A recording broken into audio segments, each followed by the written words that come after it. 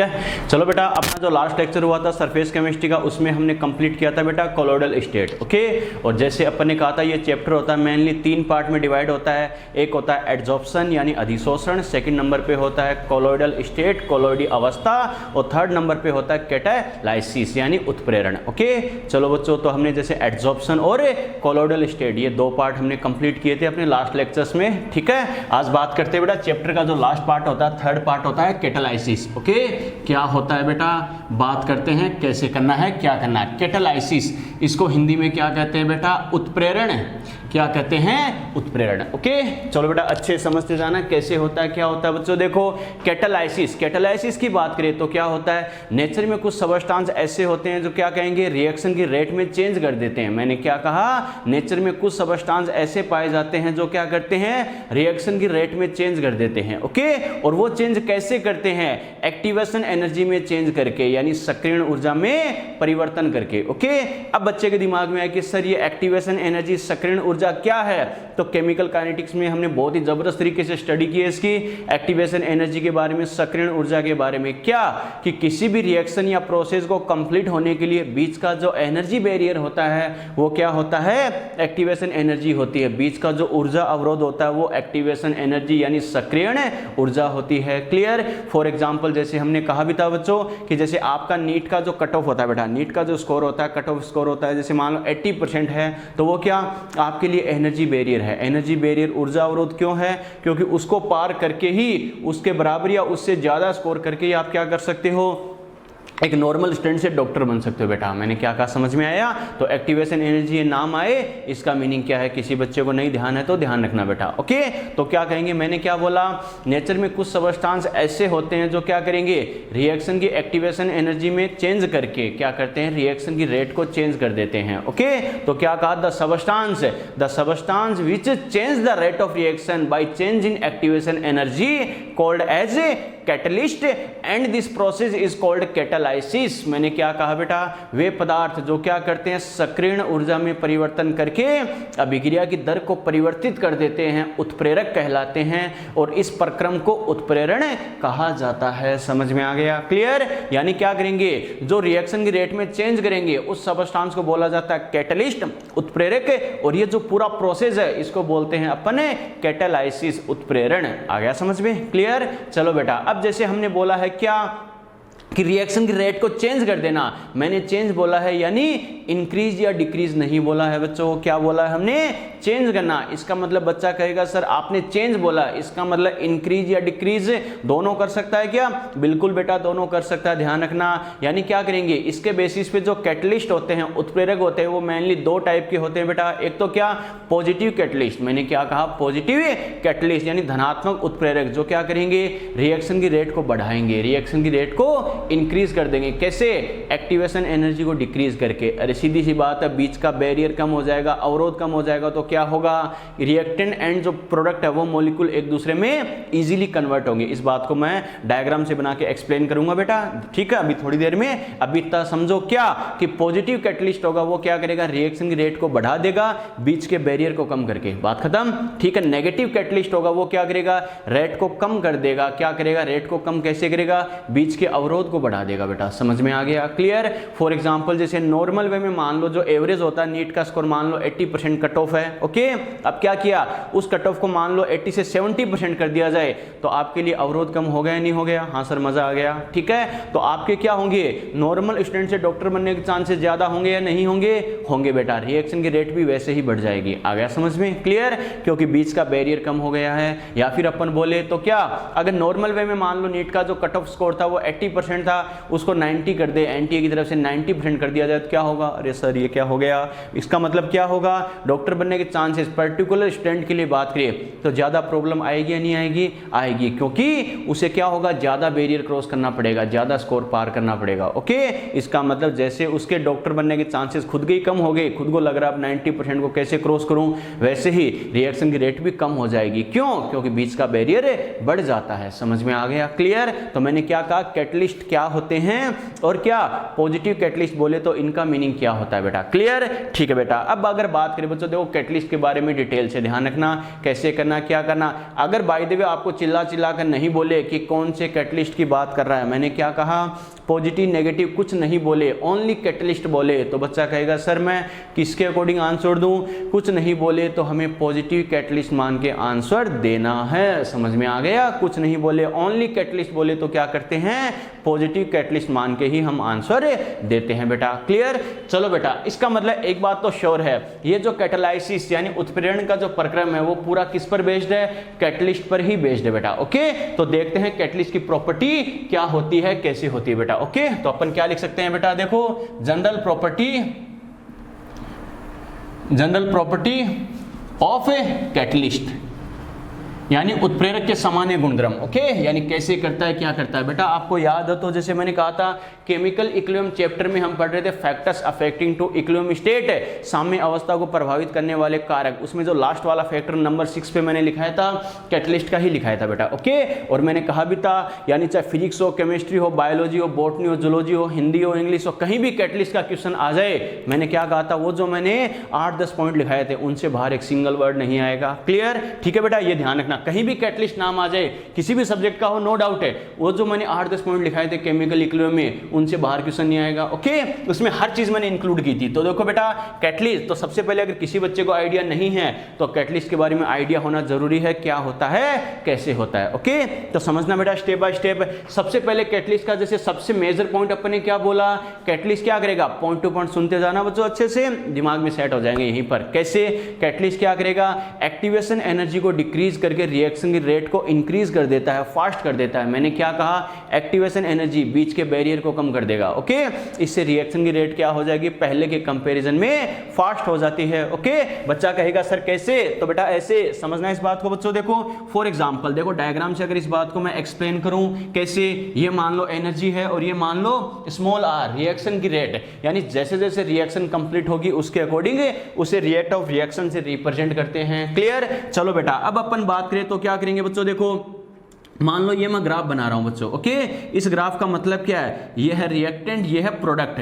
देखो बच्चों इसका मतलब क्या होता है, केमिकल काइनेटिक्स में रिएक्टेंट एंड जो प्रोडक्ट होते हैं उनकी रिएक्शन को मेनली ऐसे ही डिनोट किया जाता है। क्या, कैसे करेंगे बेटा, कि जो मान लो रिएक्टेंट है, रिएक्टेंट को अगर प्रोडक्ट में कन्वर्ट होना है तो क्या होगा बेटा, इस बैरियर को क्रॉस करना पड़ेगा। क्या होगा, इस बैरियर को क्रॉस करके ही प्रोडक्ट में कन्वर्ट होगा। अगर प्रोडक्ट को रिएक्टेंट में कन्वर्ट होना है तो क्या होगा, इस बैरियर को क्रॉस करना पड़ेगा। क्लियर, अब सपोज करो बेटा इस एक्सिस पे हमने एनर्जी ली है, तो फिलहाल बच्चों ये बैरियर मान लो मैं बोल रहा हूं, सपोज करो ये जो कंडीशन है ये तो क्या है, विदाउट कैटलिस्ट है बेटा। ये कंडीशन कौन सी है, विदाउट कैटलिस्ट। अभी तक मैंने कैटलिस्ट का नाम नहीं लिया है। ओके, मान लो विदाउट कैटलिस्ट ये जब प्रोसेस है तो ये मान लो ये एनर्जी बैरियर है बेटा 200 किलो जूल।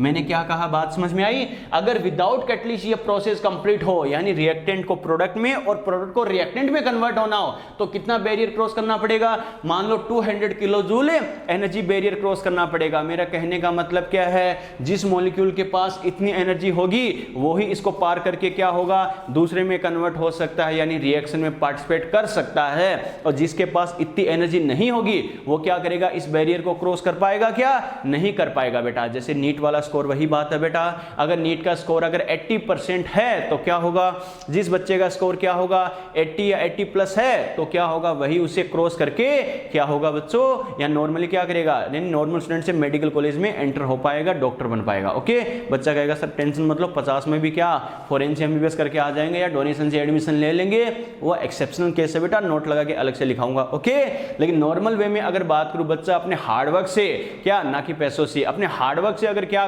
सक्सेस गेन करना चाहता है तो उसको उस स्कोर को पार करना ही पड़ेगा बेटा। ओके, ठीक है, ये कंडीशन कौन सी है, ये तो विदाउट कैटलिस्ट है। ओके, अब कैटलिस्ट क्या करेगा, कैटलिस्ट देखो बेटा इसमें क्या करेगा, इसी प्रोसेस को अगर मैं कैटलिस्ट के साथ अगर कंप्लीट करवाऊं, इसी प्रोसेस को मैं क्या क्या कर रहा हूं, कैटलिस्ट के साथ अगर कंप्लीट कराऊं तो कैटलिस्ट क्या करेगा, इस प्रोसेस को ऐसे ना करके क्या करेगा, ये जो मैंने ब्लू मार्कर से बेटा रिप्रेजेंट किया है ऐसे कर देगा बेटा। ओके, ब्लू मार्कर से ये प्रोसेस कौन सा है बेटा, विद कैटलिस्ट। मैंने क्या कहा, ये प्रोसेस कौन सा है, विद कैटलिस्ट यानी कैटलिस्ट के साथ। ओके, ये प्रोसेस कैसा है, विद कैटलिस्ट यानी कैटलिस्ट के साथ। ओके, अब कैटलिस्ट ने क्या किया, पहले जहां पर एनर्जी बैरियर 200 किलो जूल था, अब ये बैरियर को क्या कर देगा बच्चों, अब ये जो एनर्जी बैरियर होता है पहले जहां पर इतना था यहां से लेकर यहां तक, अब क्या करेगा, इस बैरियर को कम करके ये क्या कर देगा, सपोज करो इसने कर दिया 100 किलो जूल। मैंने क्या कहा, पहले जहां पर एनर्जी बैरियर कितना था 200 किलो जूल, अब कितना हो गया 100 किलो जूल। इसका मतलब इस कैटलिस्ट ने क्या कर दिया, बीच के बैरियर को कम कर दिया, अवरोध को कम कर दिया। तो क्या होगा बेटा, पहले जहां पर जिन मॉलिक्यूल की एनर्जी 200 किलो जूल या इससे ज्यादा थी वही रिएक्शन में पार्टिसिपेट कर रहे थे, अब हमें पता है क्या होगा, कुछ मॉलिक्यूल ऐसे भी थे जिनकी एनर्जी 100 और 200 के बीच में थी, क्या होगा, पहले वो क्या कर सकते थे, रिएक्शन कर रहे थे क्या, नहीं, लेकिन अगर इसने बीच के बैरियर को कम कर दिया, जो मैंने देखो ब्लू मार्कर से रिप्रेजेंट किया है, अब क्या होगा, जिनकी एनर्जी 100 200 के बीच में थी, 100 यानी 110 120 150 जो भी है बेटा 100 200 के बीच में थी, वो भी कन्वर्ट हो सकते हैं, नहीं हो सकते, हो सकते हैं, मतलब रिएक्शन में पार्टिसिपेट कर सकते हैं, रिएक्शन में पार्टिसिपेट कर सकते हैं। इसका मतलब पहले के कंपेरिजन में ज्यादा पार्टिकल क्या कर रहे हैं, ज्यादा मॉलिक्यूल रिएक्शन में पार्टिसिपेट कर रहे हैं, तो रिएक्शन भी ज्यादा होगी, रिजल्ट भी ज्यादा आएगा, प्रोडक्ट भी ज्यादा बनेगा। इसका मतलब क्या बोलेंगे, जहां पर सेकंड टाइम में मान लो 10 मॉलिक्यूल रिएक्शन करके प्रोडक्ट बना रहे थे, अब मान लो 10 की जगह 20 मॉलिक्यूल अगर रिएक्शन करके प्रोडक्ट बना रहे हैं, तो सीधी सी बात है प्रोडक्ट ज्यादा बनेगा, रिजल्ट ज्यादा आएगा। इसका मतलब हम बोलेंगे उसी टाइम में रिजल्ट ज्यादा आ रहा है, इसका मतलब रिएक्शन की रेट ज्यादा होगी, फास्ट होगी। आ गया समझ में, क्लियर, ठीक है बेटा। इसी एग्जांपल समझ सकते हैं, जैसे मैंने कहा था नीट का स्कोर अगर 80% है, तो सपोज करो किसी बच्चे, मान लो किसी कोचिंग के 100 स्टूडेंट में से मान लो 50 स्टूडेंट ऐसे हैं जिनका स्कोर 80 प्लस था, वो 100 में से 50 क्या हो गए, क्वालिफाई कर गए बेटा। ओके, अब मान लो जो सेकंड राउंड था, फर्स्ट राउंड में जहां कट ऑफ 80% थी, मान लो सेकंड राउंड में कट ऑफ को 80 से 70% कर दिया, तो क्या होगा, मान लो 20 स्टूडेंट ऐसे थे जिनका स्कोर 70 80 के बीच में था, वो भी क्वालिफाई करेंगे या नहीं करेंगे, करेंगे बेटा। इसका मतलब उसी साल के रिजल्ट में पहले जहां 50 स्टूडेंट क्वालिफाई कर रहे थे 100 में से, अब 20 और करके कट ऑफ कम होते ही, तो क्या हो गया, 100 में से 70% 70 स्टूडेंट क्या कर गए, क्वालिफाई कर गए। इसका मतलब सिलेक्शन की रेट ज्यादा हुई या नहीं हुई, हुई बेटा। रिएक्शन में भी सेम यही लफड़ा है। ओके, पहले जहां पर बैरियर ज्यादा था, कट ऑफ ज्यादा थी, तो जितने मॉलिक्यूल पार्टिसिपेट कर रहे थे, जैसे ही कट ऑफ कम हुई, बैरियर कम हो गया, पहले के कंपैरिजन में ज्यादा मॉलिक्यूल पार्टिसिपेट करेंगे, तो रिएक्शन की रेट भी अपने आप ज्यादा हो जाएगी। समझ में आ गया, क्लियर, चलो बेटा ये बात समझ में आई। तो पहली बात तो बच्चे के दिमाग में अगर आए कि सर कैटलिस्ट ऐसा क्या करता है कि रिएक्शन रेट को फास्ट कर देगा, तो बेटा एक स्टेटमेंट सुनना, catalyst forms a complex with reactant and product molecules and provide an alternate path for completion of reaction with lower activation energy, so rate of reaction increases. मैंने क्या कहा, कैटलिस्ट उत्प्रेरक करता क्या है, उत्प्रेरक क्रियाकारक व उत्पाद के अणुओं के साथ संकुल का निर्माण करता है, और अभिक्रिया को संपन्न होने के लिए क्या होता है, कम सक्रियण ऊर्जा वाला एक एकानी अल्टरनेट मतलब क्या, दूसरा पथ प्रदान करता है। मैंने क्या कहा, यानी जिस पाथ से रिएक्शन कंप्लीट हो रही थी, कैटलिस्ट जरूरी नहीं रिएक्शन को उसी पाथ से कंप्लीट करवाए, कैटलिस्ट क्या करेगा, रिएक्शन को दूसरे रास्ते से कंप्लीट करवा देगा, और वो दूसरा रास्ता कौन सा होगा, जहां पर क्या होगा बच्चों, अवरोध कम होगा, बैरियर कम होगा। इस वजह से अगर अवरोध कम है, बैरियर कम है, तो क्या होगा, रिएक्शन की रेट अपने आप फास्ट हो जाएगी बेटा। यस और नो, क्लियर। एक सिंपल एग्जांपल समझना बेटा, ये मान लो जैसे ए है, हमें क्या करना बेटा, ए से बी तक जाना है। अब ये ए और बी मान लो, सिटी मान लो, गांव मान लो, ढाणी मान लो, कुछ भी मान लो बेटा, आप पे डिपेंड करता है। बच्चा कैसा कंट्री मान ले क्या, वो भी मान लो बेटा, कोई दिक्कत नहीं, लेकिन कंट्री वाला थोड़ा सा सूट नहीं बैठेगा कि अपन बस में चलेंगे बेटा, ठीक है, अपन एरोप्लेन में नहीं चल रहे। देखो बेटा कैसे करना है, नॉर्मली मान लो ए से बी तक हमें मान लो कोई 2 विलेज है बेटा, गांव है, ओके, यहां से ए से बी तक जाना। अब नॉर्मली बेटा क्या होगा, एक तरीका तो ये है, गांव में जैसे बसें जाती है, आपने देखा होगा, अरे गांव के बीच में से होते हुए जाती नहीं जाती, और हमें पता है जब गांव के बीच में से बसें होती हुई जाती है तो क्या होता है, घच घच घच घच घच घच घच घच करते हुए से जाती नहीं जाती। अरे इस घच घच का मतलब समझ रहे हो क्या, इसका मतलब क्या है, जैसे मान लो 1 मिनट बस चलती है, अंदर से क्या होता है, रोको रोको रोको, होता नहीं होता। फिर जैसे 1 मिनट वापस चली तो क्या होता है, आगे को सर पे सामान लगे खड़ा होता है कि रोको रोको, रोड पे फैल जाता है। अरे होता नहीं होता। मेरा कहने का मतलब क्या है, गांव के बीच में से बस होते हुए जाती है, तो हमें पता क्या होता है, 1 मिनट बस चलती है, 2 मिनट बस रुकती है। कहने का मतलब घस घस घस घस घस घस करते हुए चलती है रुकती है, चलती है रुकती है। क्लियर। इसका मतलब ये जो रास्ता था बेटा, ये मान लो इसको कंप्लीट होने में 1 आवर का टाइम लग रहा है बेटा, ठीक है। ये गजगज वाली कंडीशन क्या है, विदाउट कैटलिस्ट आप मान सकते हो, क्लियर। अब बच्चों देखो क्या, यानी जाना तो ए से बी पर ही है। अब देखो ड्राइवर ने थोड़ा सा दिमाग लगाया, ड्राइवर ने क्या किया, इस गजगज का लफड़ा ही खत्म कर दिया। ओके, ड्राइवर क्या करेगा, बस को सीधा बाईपास लेके चला गया, काम खत्म। मैंने क्या कहा, ड्राइवर ने क्या किया, बस को सीधा क्या किया, बाईपास लेके चला गया। तो ए से बी तक पहुंचने में जहां पर पहले बेटा 1 घंटे का टाइम लग रहा था पूरे गांव को क्रॉस करने में जाने में, अब क्या हो गया, वही काम क्या हो गया, 10 मिनट में कंप्लीट हो जाएगा। यस और नो।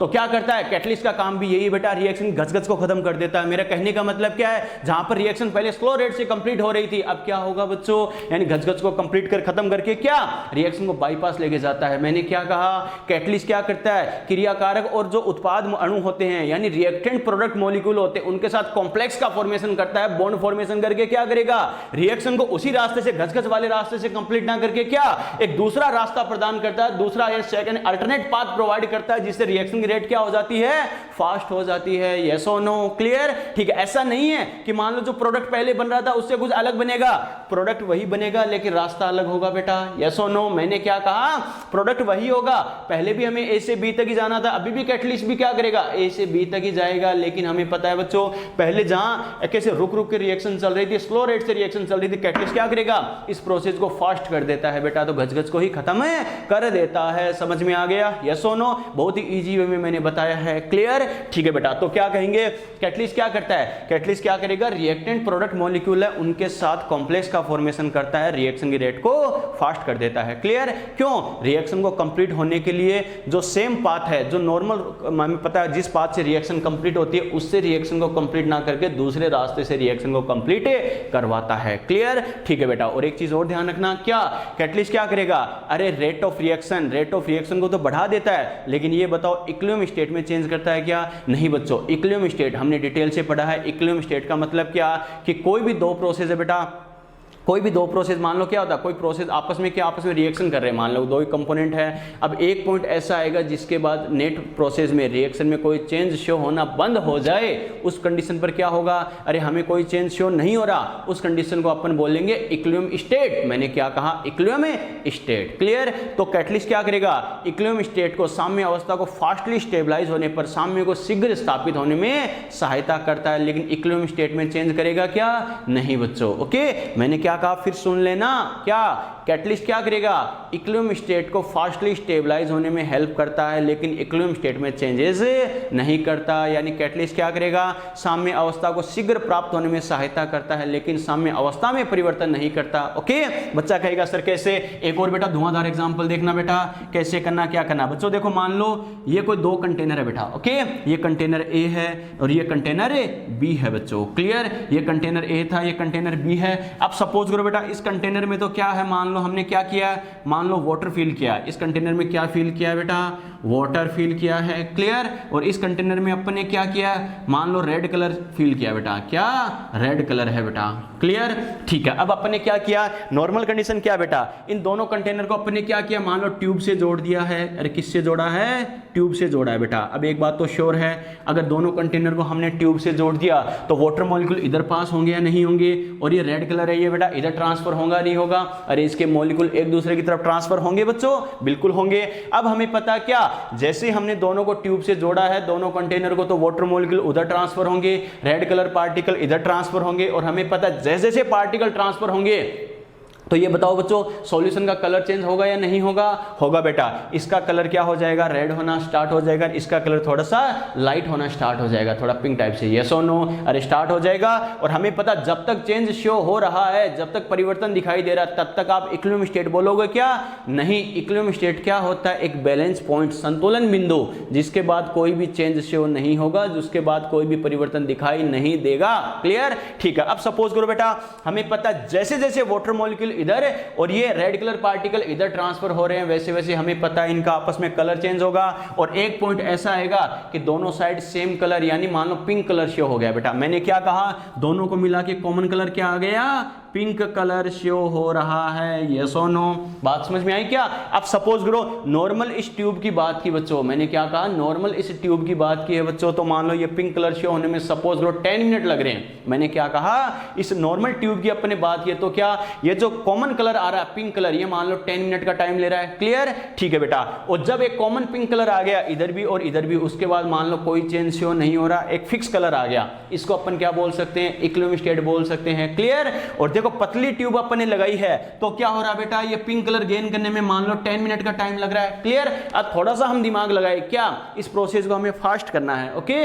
इस प्रोसेस को हमें फास्ट करना है, तो क्या करेंगे, इस ट्यूब को हटाकर, क्या कह रहा हूं बेटा, इस ट्यूब को हटाकर हमने क्या बना दिया, एक ट्यूबा जोड़ दिया बेटा। अरे ट्यूबा जोड़ दिया, ट्यूबा समझ रहे हो क्या रे अंग्रेजों? यानी क्या, यानी अरे सीधी सी बात है, बड़ी साइज की ट्यूब जोड़ दी बेटा, मोटी पाइप जोड़ दी बेटा, समझ में आ गया? तो मैंने क्या कहा, पहले जहां पर देखो सीधी सी बात है, अरे वाटर मॉलिक्यूल क्या कर रहे बेटा, पहले भी एक दूसरे की तरफ water molecule red colour particle एक दूसरे की तरफ ट्रांसफर हो रहे थे, अभी भी ट्रांसफर होंगे, लेकिन पहले जहां हमें पता है ट्रांसफर होने में ज्यादा टाइम ले रहा था क्योंकि पाथ संकड़ा था बेटा, ठीक है? अरे नैरो पाथ था, तो क्या होगा बच्चों, हमें पता है क्या होगा, ज्यादा टाइम ले रहा था एक दूसरे की तरफ ट्रांसफर होने में, जो कॉमन कलर आने में भी क्या हो रहा था, ज्यादा टाइम लग रहा था। लेकिन अब हमने ट्यूब की जगह क्या ट्यूबा जोड़ दिया, तो हमें पता इजीली क्या होगा, अरे पार्टिकल एक दूसरे की तरफ ट्रांसफर होंगे नहीं होंगे, इजीली पार्टिकल अगर एक दूसरे की तरफ ट्रांसफर होंगे तो हमें पता कॉमन कलर अचीव होने में लगने वाला टाइम भी क्या होगा, कम होगा बेटा, यस और नो, क्लियर? तो पहले जहां पिंक कलर क्या हो रहा था, 10 मिनट में गेन हो रहा था बेटा, अभी ये क्या हो रहा है, 5 मिनट में गेन हो रहा है। और हमें पता जहां कॉमन कलर आ गया उसी को तो अपन क्या बोलते हैं, इक्विलिब्रियम स्टेट। यानी इक्विलिब्रियम स्टेट तो पतली ट्यूब से भी आ रही थी और मोटा ट्यूबा जोड़ा उससे भी आ रही है, लेकिन हमें पता है बच्चों क्या, नॉर्मल पहले जहां पर क्या हो रहा है, लगने वाला टाइम ज्यादा था, अब क्या लगने वाला टाइम फास्ट आ गया। रीजन वही है क्या, क्योंकि हमें पता है पहले के कंपैरिजन में ज्यादा पार्टिकल ज्यादा मॉलिक्यूल एक दूसरे की तरफ ट्रांसफर हो रहे हैं, तो क्या होगा, जो बैलेंस पॉइंट गेन होता है उसमें लगने वाला टाइम पहले से क्या हो जाएगा, कम हो जाएगा बेटा, समझ में आ गया? तो मैं क्या कह सकता हूं, इक्विलिब्रियम स्टेट जो कैटलिस्ट होता है वो इक्विलिब्रियम स्टेट को फास्टली स्टेबलाइज होने में हेल्प करता है, लेकिन इक्विलिब्रियम स्टेट में चेंज नहीं करता। उत्प्रेरक साम्य अवस्था को शीघ्र प्राप्त होने में सहायता करेगा, लेकिन साम्य अवस्था में परिवर्तन नहीं करेगा। कैसे, पहले भी हमें पता पतली ट्यूब थी तब भी दोनों को मिला के पिंक कलर बन रहा था बेटा, ट्यूबा लगा दिया तब भी क्या होगा, पिंक कलर ही बनेगा बेटा। इसका इस ट्यूबे का काम क्या है, प्रोसेस को फास्ट कर देना, ना कि उसमें चेंज करना। कैटलिस्ट का काम भी यही है, रिएक्शन के रेट को फास्ट कर देना, ना कि उसमें चेंज करना। समझ में आ गया, क्लियर? यहां तक कोई दिक्कत है तो बोलो फटाफट। अरे बहुत ही मजेदार तरीके से इंटरेस्टिंग एग्जांपल लेके बता रहा हूं बेटा, इजी वे में समझने के लिए। कोई भी दिक्कत हो बताओ फटाफट।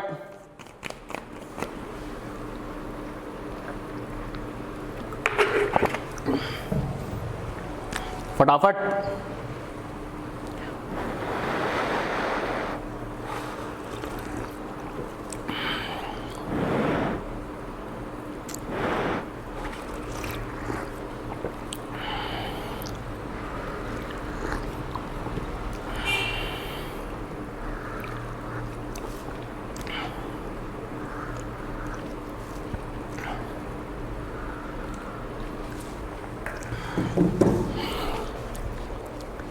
चलो बेटा, अरे यहां तक बात समझ में आ गई? कोई डाउट यहां तक?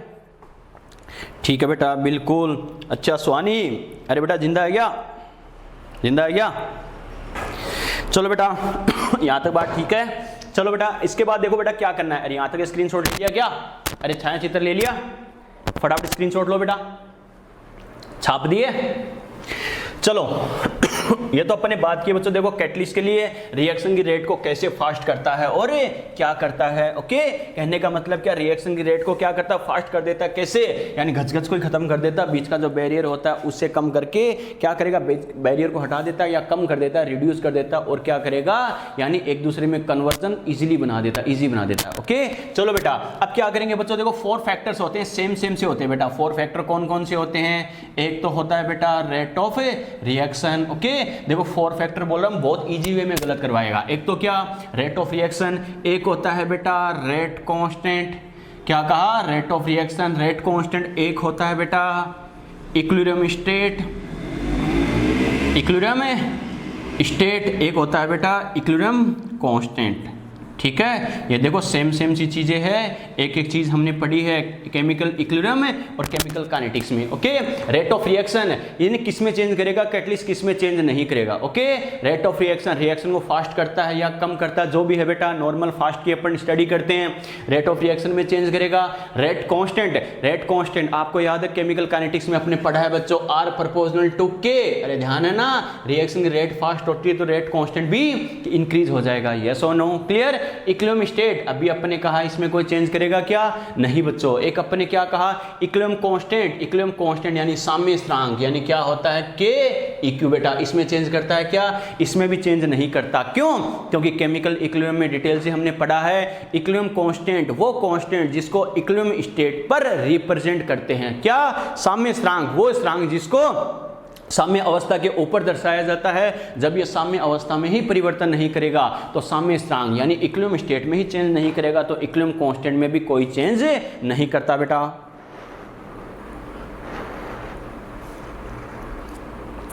यहां तक बात समझ में आई बेटा, ठीक है, यस और नो।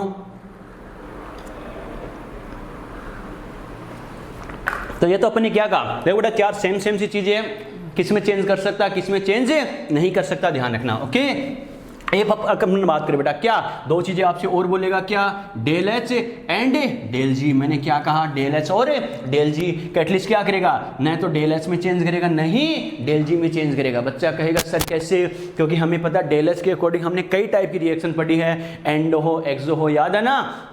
अगर रिएक्शन एंडो है तो एंडो ही रहेगी, एक्सो है तो एक्सो ही रहेगी। यानी पहले अगर एंडो रिएक्शन थी उसके लिए डेल एच पॉजिटिव था तो अभी भी डेल एच पॉजिटिव ही रहेगा। पहले रिएक्शन अगर एक्सो थी तो उसके लिए डेल एच नेगेटिव होता है तो अभी भी क्या रहेगी, यानी डेल एच नेगेटिव ही रहेगा, उसमें कोई चेंज नहीं होगा। डेल जी हमें पता नेगेटिव होता है तो रिएक्शन स्पॉन्टेनियस होती है, और डेल जी पॉजिटिव होता है तो रिएक्शन क्या होती है, नॉन स्पॉन्टेनियस होती है। डेल जी जीरो होता है तो इक्विलिब्रियम स्टेट में होती है। तो कहने का मतलब क्या है, रिएक्शन चाहे एंडो हो चाहे एक्सो हो, पहले एंडो थी तो एंडो ही रहेगी, एक्सो थी तो एक्सो ही रहेगी। रिएक्शन पहले स्पॉन्टेनियस थी तो अभी भी स्पॉन्टेनियस रहेगी, नॉन स्पॉन्टेनियस थी तो नॉन स्पॉन्टेनियस रहेगी। इक्विलिब्रियम स्टेट में तो वैसे ही चेंज नहीं करता। तो कहने का मतलब क्या, डेल एच और डेल जी दोनों में चेंज नहीं करता। आ गया समझ में, क्लियर, ठीक है बेटा। एक अपन कैटलिस्ट के लिए क्या कर सकते हैं, अरे कंसंट्रेशन में चेंज करता है क्या, नहीं बेटा, कंसंट्रेशन में भी चेंज नहीं करता। क्यों, क्योंकि कैटलिस्ट क्या करेगा बेटा, हमें पता रिएक्शन में खुद पार्टिसिपेट नहीं करता, इसका काम तो ओनली एंड ओनली हेल्पर का होता है। आ गया समझ में, यानी क्या करेगा, ये ओनली हेल्पर का काम करता है, रिएक्शन की हेल्प कर रहा है, खुद रिएक्शन में इन्वॉल्व नहीं होता, ताकि कंसंट्रेशन में कोई चेंज ना हो बेटा। समझ में आ गया, क्लियर, ठीक है बेटा। एक है क्या, इनिशिएशन ऑफ रिएक्शन। मैंने क्या कहा, इनिशिएशन ऑफ रिएक्शन, रिएक्शन को इनिशिएट करता है क्या, नहीं बेटा, कैटलिस्ट रिएक्शन को इनिशिएट नहीं कर सकता। अगर ऐसा होता तो कोई भी रिएक्शन नहीं हो रही, उसको क्या करें, कैटलिस्ट ऐड करके अपन क्या करेंगे, उसको इनिशिएट कर देते, प्रारंभ कर देते। यानी अभिक्रिया को प्रारंभ नहीं कर सकता, जैसे है वैसे रहेगी, बस उसकी रेट को कम या ज्यादा कर सकता है। समझ में आ गया, यस और नो, क्लियर, ठीक है बेटा। तो ये मैंने बताई है बच्चों, यानी कैटलिस्ट की प्रॉपर्टी क्या होती है, कैसे होती है, यहां तक समझ में आ गया, यस और नो। फटाफट बेटा स्क्रीनशॉट लो, फिर इसे खत्म करते हैं। फटाफट फटाफट फटाफट लो बेटा स्क्रीनशॉट। यहां तक कोई दिक्कत है तो बोलो, किसी बच्चे की दिक्कत है तो बोलो। Yes sir, I am breathing, बिल्कुल बेटा, सांस लो लेकिन पढ़ाई भी करते रहना, ध्यान रखना, ठीक है। हमें खाली सांस लेके बाबा रामदेव नहीं बनना बेटा, बैठ के ऐसे करते रहें, ठीक है। पढ़ाई जरूर करते रहना सांस लेने के साथ साथ। चलो बुझाने दे बेटा, अरे बुझाने दे गया, चलो बेटा इसको बुझाते हैं और आगे बात करते हैं। तो ये बच्चों कैटलिस्ट के बारे में एक एक पॉइंट मैंने बताया है, कैसे करना है, क्या करना है। जिस बच्चे को केमिकल काइनेटिक्स और केमिकल इक्विलिब्रियम में जो पढ़ते हैं बेटा कैटलिस्ट के बारे में उसका आइडिया ना हो, उसको मैंने डिटेल से एक्सप्लेन किया है कैसे करना है, क्या करना है, क्लियर। चलो बेटा आगे बात करते हैं। अब जैसे अपन ने कहा कैटलिस्ट की अपन बात करें बच्चों, देखो 2-3 प्रॉपर्टी होती है, क्या, जैसे अपन ने कहा पॉजिटिव कैटलिस्ट रिएक्शन की रेट को बढ़ा देंगे, एक्टिवेशन एनर्जी बीच के बैरियर को कम करके। समझ में आ गया, क्लियर, ठीक है बेटा। और क्या करेंगे, नेगेटिव कैटलिस्ट रिएक्शन की रेट को कम कर देता है, एक्टिवेशन एनर्जी को बढ़ाकर, बीच के बैरियर को बढ़ाकर, क्लियर। पॉजिटिव नेगेटिव का क्या मतलब होता है, समझ में आ गया, क्लियर। चलो बेटा अब क्या कहेंगे, दो तीन प्रॉपर्टी और होती है, क्या? कैटलिस्ट प्रमोटर यानी उत्प्रेरक वर्धक बोलते हैं बेटा। प्रमोटर, प्रमोट करने वाला, बढ़ाने वाला। कुछ सबस्टांस ऐसे होते हैं जो कैटलिस्ट की एक्टिविटी को इंक्रीज कर देते हैं और भी उसकी हेल्प करते हैं, इसका मतलब वो क्या बोले जाते हैं? Catalyst promoter. क्लियर? एक बोला जाता है एंटी कैटलिस्ट यानी कैटलिस्ट पॉइजन। ओके, यानी क्या? प्रति उत्प्रेरक या उत्प्रेरक विष हिंदी में बोला जाता है। इसका मतलब क्या? नाम से पता चल रहा है बेटा, एंटी कैटलिस्ट यानी कैटलिस्ट के अपोजिट काम करेंगे, मतलब क्या होगा? उसकी एफिशिएंसी को यानी उत्प्रेरक की क्षमता को कम कर देते हैं। समझ में आ गया? क्लियर? ये 3-4 बातें ध्यान रखना बच्चों। ओके, चलो बेटा आगे देखो, इसमें कोई खास बात दे रखी है क्या? पॉजिटिव नेगेटिव ये सब ठीक है, कोई दिक्कत नहीं है बच्चों। देखो इसमें एक दो एग्जांपल दे रखे हैं इंपॉर्टेंट, वो जरूर ध्यान रखना। क्या? नेगेटिव कैटलिस्ट का क्या एक एग्जांपल दे रखा है? In knocking of petrol tetraethyl lead is as a negative catalyst, यानी क्या करता है? पेट्रोल के अपस्फोटन में क्या करता है? टेट्राएथिलेट क्या करेगा? एक नेगेटिव कैटलिस्ट का काम करेगा। पेट्रोल में हमें पता है बेटा एक्सप्लोजिव रिएक्शन बहुत फास्टली हो सकती है, तो उसमें थोड़ा सा टेट्राएथिलेट मिला देते हैं, जो क्या करेगा? इस प्रोसेस की स्पीड को कम कर देता है, रोक देता है बेटा। ठीक है, तो ये क्या करेगा? उसकी एक्टिविटी को कम कर रहा है, तो ये क्या? नेगेटिव कैटलिस्ट हो गया बेटा। क्लियर? चलो हैबर प्रोसेस वाला बच्चों देखो, एंटी कैटलिस्ट की बात करिए तो H2S गैस क्या करेगी? यानी Fe की हैबर मेथड। हैबर मेथड क्या होता है बच्चों? हैबर प्रोसेस, वैसे तो आगे आएगा ये, टेंशन मत लो। ये क्या करता है? अमोनिया के फॉर्मेशन का प्रोसेस होता है बेटा, साइंटिस्ट के नेम पे दिया गया, अमोनिया का फॉर्मेशन किया जाता है, तो इसमें Fe क्या होता है? एक कैटलिस्ट की फॉर्म में यूज करता है। H2S गैस क्या करती है? इसकी एफिशिएंसी को कम कर देती है, तो कैटलिस्ट पॉइजन बोली जाती है। क्लियर? चलो बेटा अब बात करते हैं टाइप ऑफ कैटालाइटिक रिएक्शंस। मैंने क्या कहा? Type of catalytic reaction. बच्चों देखो टाइप्स ऑफ कैटालाइटिक रिएक्शन, इसके कितने टाइप्स होते हैं, कैसे होते हैं? Types of catalytic reactions. बच्चों देखो इनके रिएक्शंस की अगर देखो कितने टाइप होते हैं, कैसे करना है बच्चों? एक होता है बेटा होमोजीनस। मैंने क्या कहा?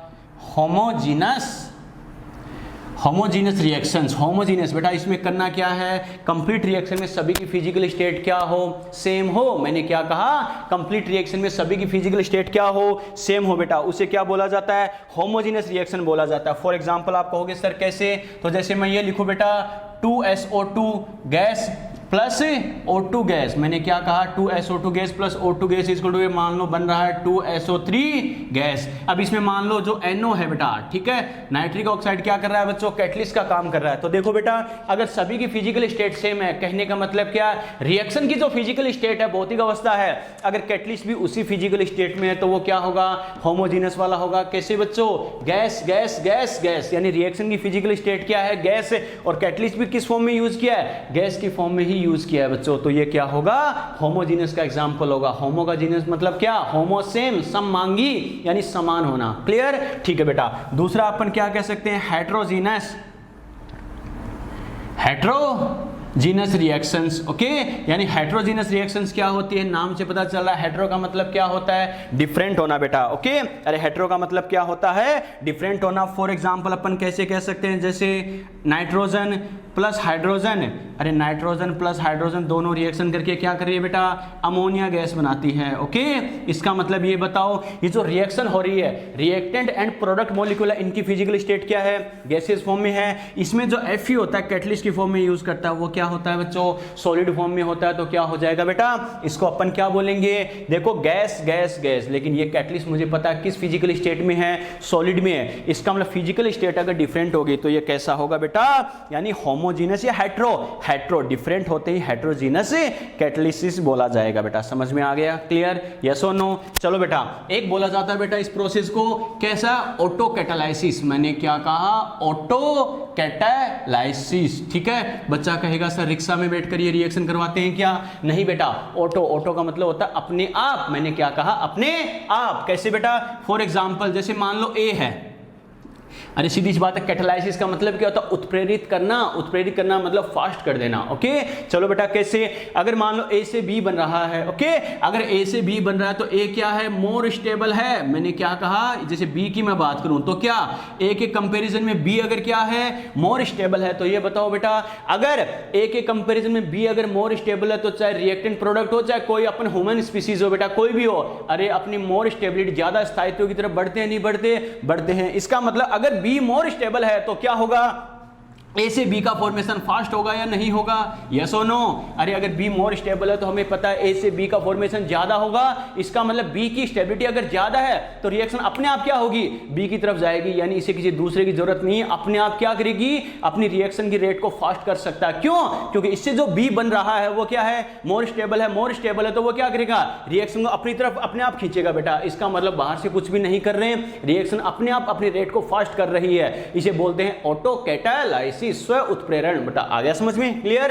एक बोला जाता है बेटा इंड्यूस्ड, मैंने क्या कहा, इंड्यूस्ड कैटालाइसिस यानी उत्प्रेरित। इंड्यूस का मतलब क्या, प्रभावित, उत्प्रेरित बेटा किसी दूसरे की हेल्प, इंड्यूस, ठीक है बेटा, किसी दूसरे से प्रभावित होना। कैसे, फॉर एग्जांपल क्या बेटा, जैसे मान लो ए से बी का फॉर्मेशन हो रहा है, कोई दिक्कत नहीं है, ए से बी का फॉर्मेशन हो रहा है, नॉर्मल स्पीड से हो रहा है, ओके ठीक है बेटा। अब बात करें क्या, सी से डी का फॉर्मेशन हो रहा है, मैंने क्या कहा, पहले ए से बी का फॉर्मेशन नॉर्मल स्पीड से हो रहा था, लेकिन इसके साथ में दूसरी रिएक्शन हो रही है, सी से डी हो रही है बेटा, ठीक है। लेकिन इस रिएक्शन की वजह से क्या, अगर ए की रेट फास्ट हो जाए, मैंने क्या कहा, ये जो सेकंड रिएक्शन थी, अगर इस रिएक्शन के साथ होने की वजह से अगर क्या फर्स्ट रिएक्शन की रेट अगर फास्ट हो जाए तो इसे बोलेंगे इंड्यूस्ड कैटालाइसिस, यानी दूसरे से प्रभावित, उत्प्रेरित उत्प्रेरण। क्या कहा, पहले नॉर्मल स्पीड से हो रहा था, लेकिन दूसरी रिएक्शन जब इसके साथ में कंप्लीट हो है, इसकी रेट अपने आप क्या हो जाएगी, फास्ट हो जाएगी बेटा, यस और नो। इसकी रेट जो भी है बेटा, ये क्या करेगा, दूसरे की रेट को भी इंक्रीज कर देगा, इसे बोलेंगे इंड्यूस्ड कैटालिसिस, क्लियर, ठीक है। इनका एग्जांपल डेली लाइफ में आप देख सकते हो बेटा, कैसे, सपोज करो कोई अपनी नॉर्मल जिंदगी जी रहा है, कोई दिक्कत नहीं है, ओके, लेकिन नॉर्मल जिंदगी जी रहा है, उसे कोई मतलब नहीं है दुनियादारी से, लेकिन कभी कभार किसी काम की वजह से उसे अच्छा रिजल्ट मिल गया। किसी बच्चे पर ही ले लो, मान लो किसी बच्चे ने थोड़ा बहुत हार्डवर्क किया था और उसकी अच्छी रैंक आ गई, मैंने क्या कहा, अच्छी रैंक आ गई तो क्या होगा, इसका मतलब रिजल्ट अगर बेटर आया है, इसका मतलब अपने आप क्या होगा, वो जो बेटर रिजल्ट आया उसे अपने आप अपनी तरफ खींचेगा, नहीं खींचेगा, खींचेगा बेटा। इसका मतलब क्या, उसके काम करने की एफिशिएंसी अपने आप बढ़ जाएगी बेटा, यस और नो। अरे बाहर से कुछ कहा गया इसने नहीं, या तो दुनियादारी की ठोकर खा के उसके खुद को समझ में आ गया, या फिर क्या सडनली कुछ रिजल्ट इतना पॉजिटिव आ गया जिससे उसको बहुत फायदा हुआ, चाहे फाइनेंशियली हो, चाहे रिजल्ट के बेसिस पे बात करें, या फिर जैसे मान लो कोई भी छोटा मोटा कोई बिजनेस या काम स्टार्ट किया, उससे उसको बहुत ज्यादा फायदा हुआ, यानी अचानक क्या उसने नॉर्मल को दाव सा खेला था, उससे बहुत ज्यादा फायदा हुआ, तो क्या हुआ, वो जो बेनिफिट उसे हुआ है वो क्या करेगा, उसे अपने आप इंस्पायर करेगा, नहीं करेगा। इसका मतलब मैं और ज्यादा काम करूं तो और ज्यादा बेनिफिट ले सकता हूं, यस और नो। इसका मतलब क्या, दूसरे ने उसे कुछ भी नहीं कहा, उसने खुद जो किया था उसी की वजह से वो अपने आप इंस्पायर हो रहा है, इसे बोलते हैं ऑटो कैटालाइसिस, समझ में आ गया, क्लियर, ठीक है बेटा।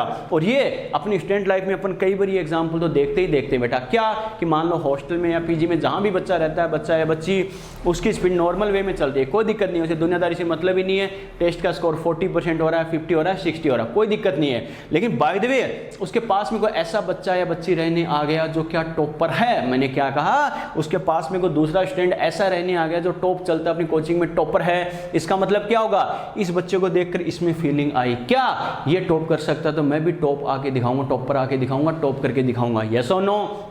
इसका मतलब इस बच्चे की वजह से इसकी एफिशिएंसी अपने आप बढ़ेगी, नहीं बढ़ेगी, बढ़ेगी बच्चों। क्यों, पहले नॉर्मल स्पीड से चल रहा था, इसका स्कोर 40-50 अपने आप चल रहा है, कोई दिक्कत नहीं है, दुनिया की भीड़ का हिस्सा है। लेकिन इस बच्चे के अगर 90 बन रहे हैं तो इसके मन में भी आग लग गई कि ये 90 बना सकता है तो मेरे 40-50 क्यों बन रहे हैं, इसका मतलब मैं भी दिन रात एक कर दूंगा। तो ये पहले जहां 40-50 बना रहा था, अब मान लो 70-80 का स्कोर करने लग गया, इसका मतलब दूसरे से इंस्पायर है या नहीं है बेटा, इसे बोलते हैं इंड्यूस्ड कैटालाइसिस, समझ में आ गया, यस और नो। तो डेली लाइफ से बेटा कोरिलेट करके समझ लेना, रटने की जरूरत नहीं है। यहां तक वो दिक्कत बोलो बेटा, आगे बढ़ते हैं जिंदगी में, यस और नो, फटाफट फटाफट फटाफट स्क्रीनशॉट लो बेटा। अरे बुझाने दे क्या, फटाफट स्क्रीनशॉट लो बेटा, आज कंप्लीट करना है ये।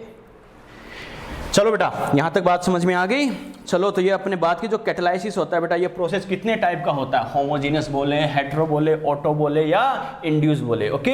ये रिएक्शन बेटा इनमें जो दे रखी है आपको रटने की जरूरत नहीं है, ध्यान रखना, बस कॉन्सेप्ट ध्यान रखना है, क्या किसका मीनिंग क्या होता है, कैसे होता है। कॉन्सेप्ट का आइडिया है तो ऑप्शन चूज इजीली कर लोगे कि कौन सा होमो वाला केस है, कौन सा हेटेरो वाला केस है बेटा, ओके। चलो बेटा कैसे करना है, बच्चों के मैसेज आए हैं क्या, ठीक है बेटा, very good very good very good. चलो बेटा आगे बात करते हैं। आगे इसने क्या दे रखा है, देखो बच्चों, जनरल कैरेक्टरिस्टिक ऑफ कैटलिस्ट है, यानी उत्प्रेरक के सामान्य गुणधर्म, एक एक चीज मैंने बताई बेटा, एक्सप्लेन की है, ओके। आगे क्या दे रखा है बेटा, मैकेनिज्म ऑफ ए कैटालाइसिस, यानी इसकी मैकेनिज्म क्या होती है, क्या कहा, मैकेनिज्म ऑफ कैटालाइसिस, यानी जो उत्प्रेरण होती है उसकी क्रियाविधि क्या होती है। एक तो इसने क्या दे रखी है बेटा, इंटरमीडिएट थ्योरी, यानी इसने दो थ्योरी दे रखी है। पहली कौन सी दे रखी है, इंटरमीडिएट थ्योरी, यानी इंटरमीडिएट थ्योरी की हेल्प से देखो बेटा कैसे कैटालाइसिस होता है, उत्प्रेरण कैसे होता है, क्या होता है। बच्चों देखो समझना, इंटरमीडिएट थ्योरी, इंटरमीडिएट यानी इसे हिंदी में क्या बोलते हैं, मध्यवर्ती सिद्धांत। बेटा देखो नाम से पता चला बीच में क्या, एक इंटरमीडिएट स्पीसीज बनेगी। ओके, कैसे बेटा समझना, फॉर एग्जाम्पल जैसे क्या हो रहा है, ए और बी की रिएक्शन हो रही है। ओके, ए और बी से मान लो क्या बन रहा है, ए बी बन रहा है। क्लियर, ठीक है। अब इसमें अपन ने क्या किया, ये तो नॉर्मल वे में हो रहा है बेटा। क्लियर, नॉर्मल वे में हो रहा है बच्चों, कोई दिक्कत नहीं है। अब मान लो क्या किया, इस प्रोसेस को फास्ट करने के लिए अपने एक्स क्या किया, ये कैटलिस्ट है, मान लो कोई भी बेटा एक्स अपने लिया है, ये मान लो कैटलिस्ट है, तो एक्स क्या करेगा, इस प्रोसेस को फास्ट करेगा नहीं करेगा, करेगा। तो इस प्रोसेस को डायरेक्टली फास्ट ना करके क्या करेगा, ये बच्चों क्या करेगा, इंटरमीडिएट स्पीसीज बनाएगा। बच्चा कहेगा सर कैसे, तो पहले क्या, अगर एक्स के बिना यानी बिना कैटलिस्ट के बात करें तो ये प्रोसेस स्लो क्यों था, क्योंकि ए और बी की रिएक्टिविटी कम थी। क्या कहा, ए और बी की रिएक्टिविटी कम थी। तो बच्चों क्या होगा, अब देखो इसकी रिएक्टिविटी को कैसे बढ़ाएगा, ये मान लो दोनों में से किसी एक के साथ, जिन दोनों में से एक मेनली वो चूज करता है जिसकी रिएक्टिविटी ज्यादा कम है, बहुत कम है बेटा। मैंने क्या कहा, ए और बी दोनों में से जिसकी रिएक्टिविटी दोनों में कम है उसको चूज करेगा। क्लियर, क्योंकि जिसकी रिएक्टिविटी कंपैरेटिवली ज्यादा है वो तो वैसे ही रिएक्शन कर ही लेगा इजीली, लेकिन जिसकी रिएक्टिविटी बहुत कम है वो क्या करेगा, इजीली रिएक्शन नहीं करेगा। तो उसी के साथ ये पहले कैटलिस्ट खुद रिएक्शन करेगा। ओके, तो क्या होगा, ए क्या करेगा, एक्स के साथ रिएक्शन करके मान लो एक इंटरमीडिएट स्पीसीज बन रही है AX। ये क्या है बेटा, इंटरमीडिएट, इसी को बोलते हैं इंटरमीडिएट स्पीसीज, यानी बीच में क्या हो गया, एक इंटरमीडिएट स्पीसीज का फॉर्मेशन हो गया। क्लियर, अब देखो बच्चों एक्स का काम क्या था, ए को मोर एक्टिव बनाना। मैंने क्या कहा, एक्स का काम क्या है, ए को मोर एक्टिव बनाना। और जैसे क्या ए की रिएक्टिविटी इतनी ज्यादा हो गई कि वो रिएक्शन में पार्टिसिपेट कर सके, तो वहां पर क्या हो जाएगा, ये बॉन्ड ब्रेक हो जाएगा। क्या कहा, ये बॉन्ड ब्रेक हो जाएगा। कौन सा बॉन्ड ब्रेक हो जाएगा, ये बॉन्ड ब्रेक हो जाएगा और एक्स अलग होकर क्या करेगा, ए और बी को रिएक्शन करवा के ए बी बना देगा। मैंने क्या कहा, एक्स का काम क्या था, बीच में एक इंटरमीडिएट स्पीसीज बनाई है ताकि वो ए की रिएक्टिविटी बढ़ा सके, और जब ए की रिएक्टिविटी इतनी ज्यादा हो जाती है या इतनी बढ़ जाती है कि वो बी के साथ रिएक्शन कर सके, तो फाइनल प्रोडक्ट ए बी बना देगा। समझ में आ गया। क्लियर, चलो बेटा ये तो क्या थी, इंटरमीडिएट थ्योरी, मध्यवर्ती सिद्धांत। क्लियर, ठीक है। एक थ्योरी इसमें और आती है बच्चों, एडजॉर्प्शन थ्योरी। क्या कहा, एडजॉर्प्शन थ्योरी, अधिशोषण सिद्धांत, एडजॉर्प्शन है थ्योरी। देखो बेटा इसमें क्या होता है, कैसे होता है, समझना। अब अपन क्या कर रहे हैं बच्चों, नॉर्मली मान लो वही प्रोसेस अपना, मान लो एग्जांपल क्या ले रहे हैं, जैसे ए बी से क्या बनाना था अपन को, यानी ए और बी की रिएक्शन से ए बी ही हमें बनाना था। अब इस प्रोसेस में अपन क्या कर रहे हैं, एक्स हमने क्या किया, वही कैटलिस्ट की फॉर्म में यूज किया है बच्चों। क्लियर, ठीक है। तो नॉर्मल प्रोसेस क्या, हमें दिखने में ऐसा लग रहा है, लेकिन एक्चुअल प्रोसेस कैसे होगा, एक तरीका ये हो सकता है, एक्स क्या करेगा, दोनों को एक साथ कैटलाइज कर सकता है, यानी दोनों की रिएक्टिविटी अगर बहुत कम है तो क्या करेगा, दोनों को एक साथ एक्टिव बनाने के लिए क्या करेगा बच्चों, ये मान लो कैटलिस्ट था, कैसे, ये जो एक्स कैटलिस्ट है ये क्या करेगा, ये कैटलिस्ट है, मान लो एक्स कैटलिस्ट जो है ये क्या करेगा, अपनी सरफेस पर दोनों को एडजॉर्ब कर लेगा। मैंने क्या कहा, ए और बी, ये मान लो ए है, ये है बी है, इन दोनों को क्या करेगा, अपनी सरफेस पे ऐड कर लेता है बेटा। क्लियर, ठीक है। अब दोनों को क्या करेगा, इन दोनों को मोर रिएक्टिव बनाता जाएगा। मैंने क्या कहा, दोनों को मोर रिएक्टिव बनाता जाएगा, और दोनों को मोर रिएक्टिव बनाता जाएगा, दोनों के बीच में बॉन्ड फॉर्मेशन की टेंडेंसी ज्यादा होगी नहीं होगी, दोनों की अगर रिएक्टिविटी बढ़ेगी तो आपस में बॉन्ड फॉर्मेशन के चांसेस ज्यादा होंगे, तो ए और बी आपस में रिएक्शन करने लगेंगे, और जब ए और बी के बीच में रिएक्शन बहुत इजी वे में होने लग जाएगी तब क्या होगा, ये बॉन्ड ब्रेक हो जाएगा और फाइनल प्रोडक्ट क्या हो जाएगा, ए बी बन जाएगा, और ये जो अपना कैटलिस्ट है बेटा, एक्स कैटलिस्ट है, वो क्या हो जाएगा,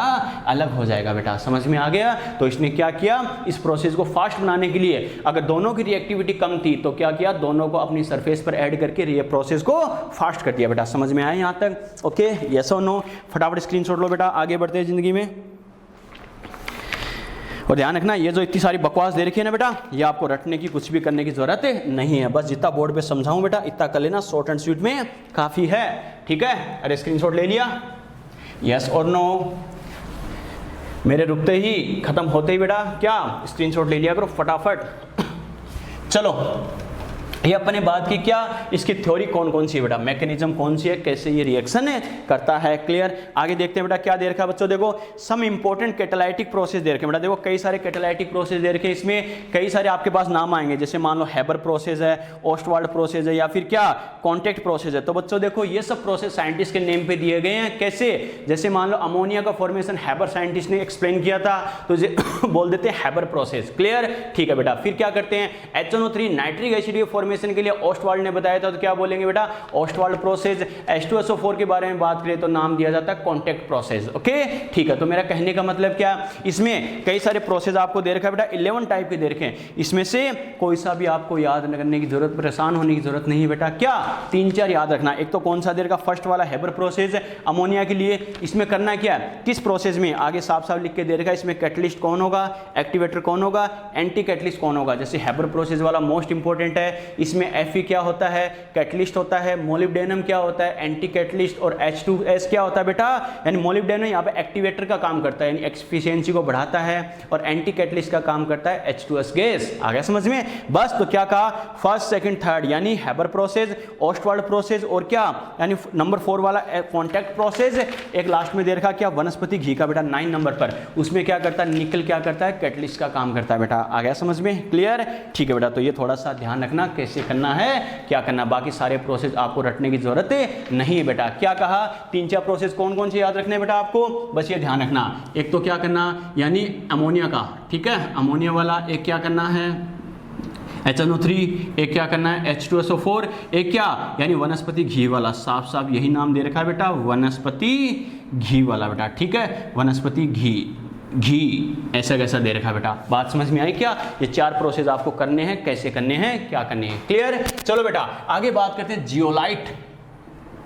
क्या कहा, जियोलाइट, यानी अब ये क्या बेटा, एक टाइप का क्या कैटलिस्ट का टाइप है बच्चों। क्या जियोलाइट की अगर हम बात करें तो कैसे होता है, क्या होता है, समझना। जियोलाइट है, पहली बात तो बच्चों देखो इसे एक नाम दिया जाता है, क्या, जियोलाइट को बोलते हैं बेटा सेप सेलेक्टिव, क्या बोला जाता है, सेप सेलेक्टिव कैटलिस्ट,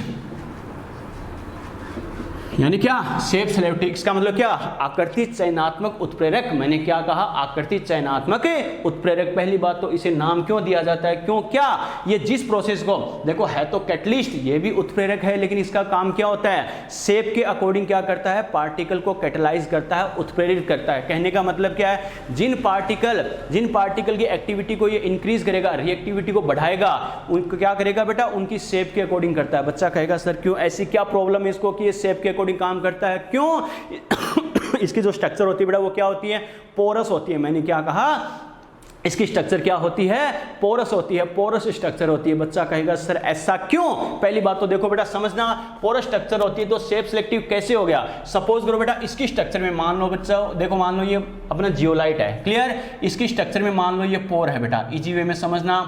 अब ये जो पोर है मान लो इनकी साइज है बेटा 100 एंगस्ट्रॉम। मैंने क्या कहा, ये जो जियोलाइट है इसकी स्ट्रक्चर में जो पोर है, छिद्र है बेटा, उनकी साइज कैसी है, सपोज करो 100 एंगस्ट्रॉम है। क्लियर, ठीक है। अब मान लो अपने पास कई सारे पार्टिकल आ गए बेटा, क्या मैं बोलूँ 10 एंगस्ट्रॉम, फिर मैं बोलूँ 50 एंगस्ट्रॉम, फिर मैं बोलूँ 100 एंगस्ट्रॉम, फिर मैं बोलूँ 200 एंगस्ट्रॉम, फिर मैं बोलूँ बेटा 300 एंगस्ट्रॉम, या मैं बोलूँ 500 एंगस्ट्रॉम। ओके, तो कहने का मतलब क्या है, अगर अपने पास सॉल्यूशन में कई सारे पार्टिकल है तो ये तो सभी पार्टिकल की रिएक्टिविटी को बढ़ा सकता है क्या, ये नहीं बेटा। ये किस किस की रिएक्टिविटी को बढ़ा देगा, जो 100 एंगस्ट्रॉम के पोर में फिट हो सके बेटा, यस और नो, जो कम से कम इतने सरफेस एरिया में आ सके। हमें पता 10 एंगस्ट्रॉम वाला आ सकता है, नहीं आ सकता, आ सकता है बेटा, ठीक है। अरे 50 एंगस्ट्रॉम वाला आ सकता है, नहीं आ सकता, आ सकता है। 100 एंगस्ट्रॉम वाला आ सकता है, नहीं आ सकता, आ सकता है, क्योंकि इतना तो इसका डायमीटर है ही है बेटा। क्लियर, लेकिन 200 एंगस्ट्रॉम वाला, 300 एंगस्ट्रॉम वाला, 500 एंगस्ट्रॉम वाला इसके पोर में फिट हो सकता है क्या, नहीं बच्चों। तो कहने का मतलब क्या है, इसी वजह से इसको बोला जाता है सेप सेलेक्टिव कैटालाइसिस या कैटलिस्ट। क्लियर, क्या, आकृति चयनात्मक उत्प्रेरक, यानी क्या, जिस पार्टिकल की रिएक्टिविटी को बढ़ाना है पहले क्या करेगा, अच्छे से स्कैन करेगा, ये क्या इसकी शेप क्या है उसी के अकॉर्डिंग सिलेक्ट करता है, अदरवाइज ये रिजेक्ट कर देता है कि आउट। बात खत्म, समझ में आ गया, यस और नो। क्लियर, ठीक है बेटा। अब बच्चे के दिमाग में है सर आपने कहा कि ठीक है ये सेप सिलेक्टिव होता है, क्यों, क्योंकि पोरस स्ट्रक्चर के कारण बेटा। किस वजह से होता है सेप सिलेक्टिव कैटलिस्ट, क्यों बोलते हैं, ड्यू टू, क्या बोला जाता है बेटा, ड्यू टू पोरस स्ट्रक्चर, यानी पोरस स्ट्रक्चर छिद्रित संरचना के कारण, मैंने क्या कहा किस वजह से होता है बेटा, पोरस स्ट्रक्चर यानी छिद्रित संरचना के कारण इसके स्ट्रक्चर में क्या होते हैं, कई सारे पोर होते हैं बेटा, यस और नो। अब बच्चे के दिमाग में है सर पोर क्यों होते हैं, अरे छिद्र क्यों होते हैं, ये तो रीजन तो दिमाग में होना चाहिए ना। तो बच्चों एक्चुअल में क्या होता है, जियोलाइट का फॉर्मूला शीट में बहुत सारे टिपिकल फॉर्म में दे रखा है, लेकिन आपको इजी वे में याद रखना है। इसका फॉर्मूला क्या होता है, Na2Al2Si2O8.XH2O। मैंने क्या कहा, जियोलाइट का फॉर्मूला क्या होता है बेटा, ये फॉर्मूला होता है, क्या कहा, जियोलाइट का फॉर्मूला, ये ध्यान रखना, Na2Al2Si2O8.XH2O। क्लियर। तो मेरा कहने का मतलब क्या, इसमें एल्यूमिनियम और सिलिकेट की कई सारी फ्रेम लाइक स्ट्रक्चर होती है बेटा। मैंने क्या कहा, यानी सोडियम एल्यूमिनियम सिलिका यानी कई सारे पार्टिकल्स की क्या फ्रेम लाइक स्ट्रक्चर होती है। इसकी 3D स्ट्रक्चर तो बनती है, लेकिन साथ में पोर बन जाते हैं। पोर क्यों बनती है बच्चों, ये ध्यान रखना, क्या ध्यान रखना, इसमें टेट्रावेलेंट, मैंने क्या कहा, टेट्रावेलेंट यानी SO4 जो आयन है, मैंने क्या कहा, SO4 आयन रिप्लेस्ड बाय, क्या कहा, SO4 ion replaced by trivalent Al+3। Question बनेगा तो 110% यहीं से बनेगा।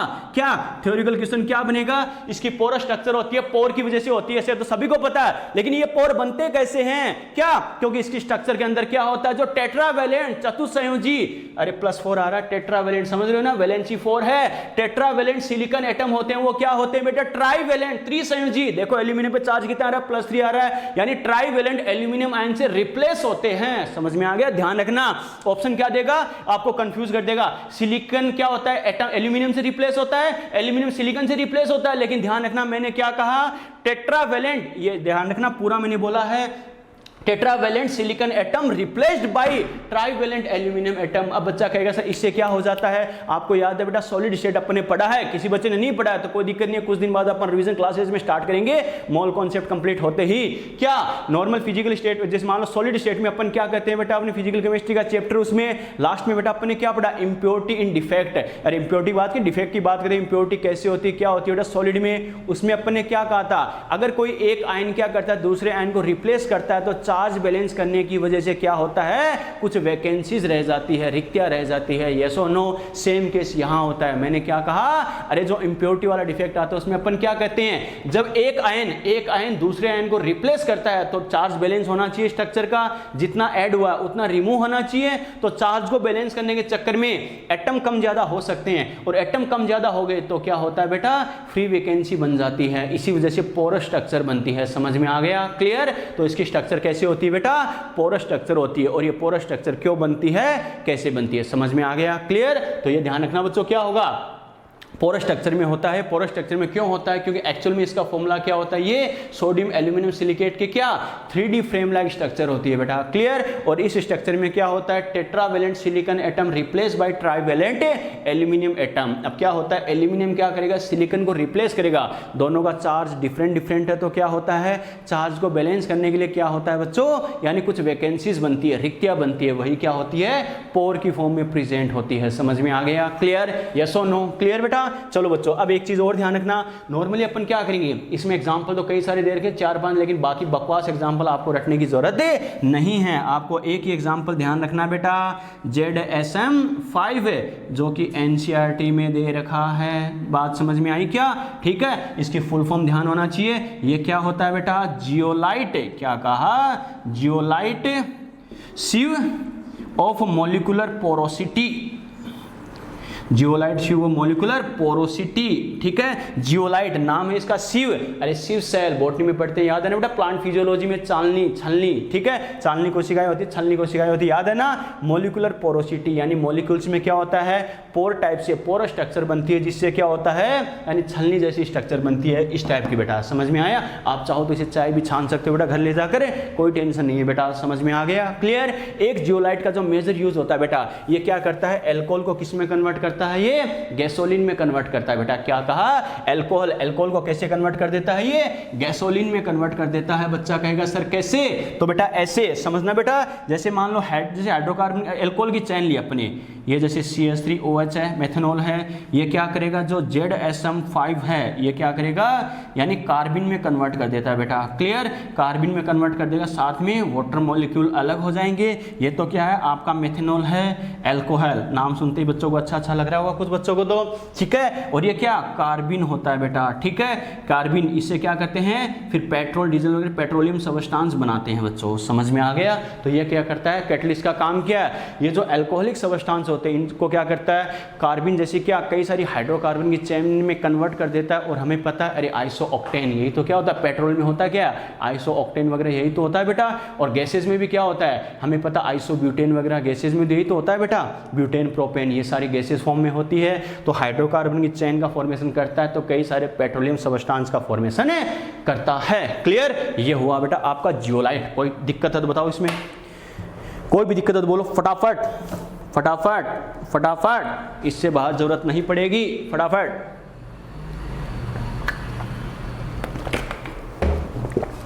स्क्रीनशॉट लो बेटा फटाफट। कोई दिक्कत, नो दिक्कत, ठीक है बेटा, नो दिक्कत। कोई समस्या, अरे कोई भी समस्या, नो समस्या, कोई दिक्कत, कोई परेशानी,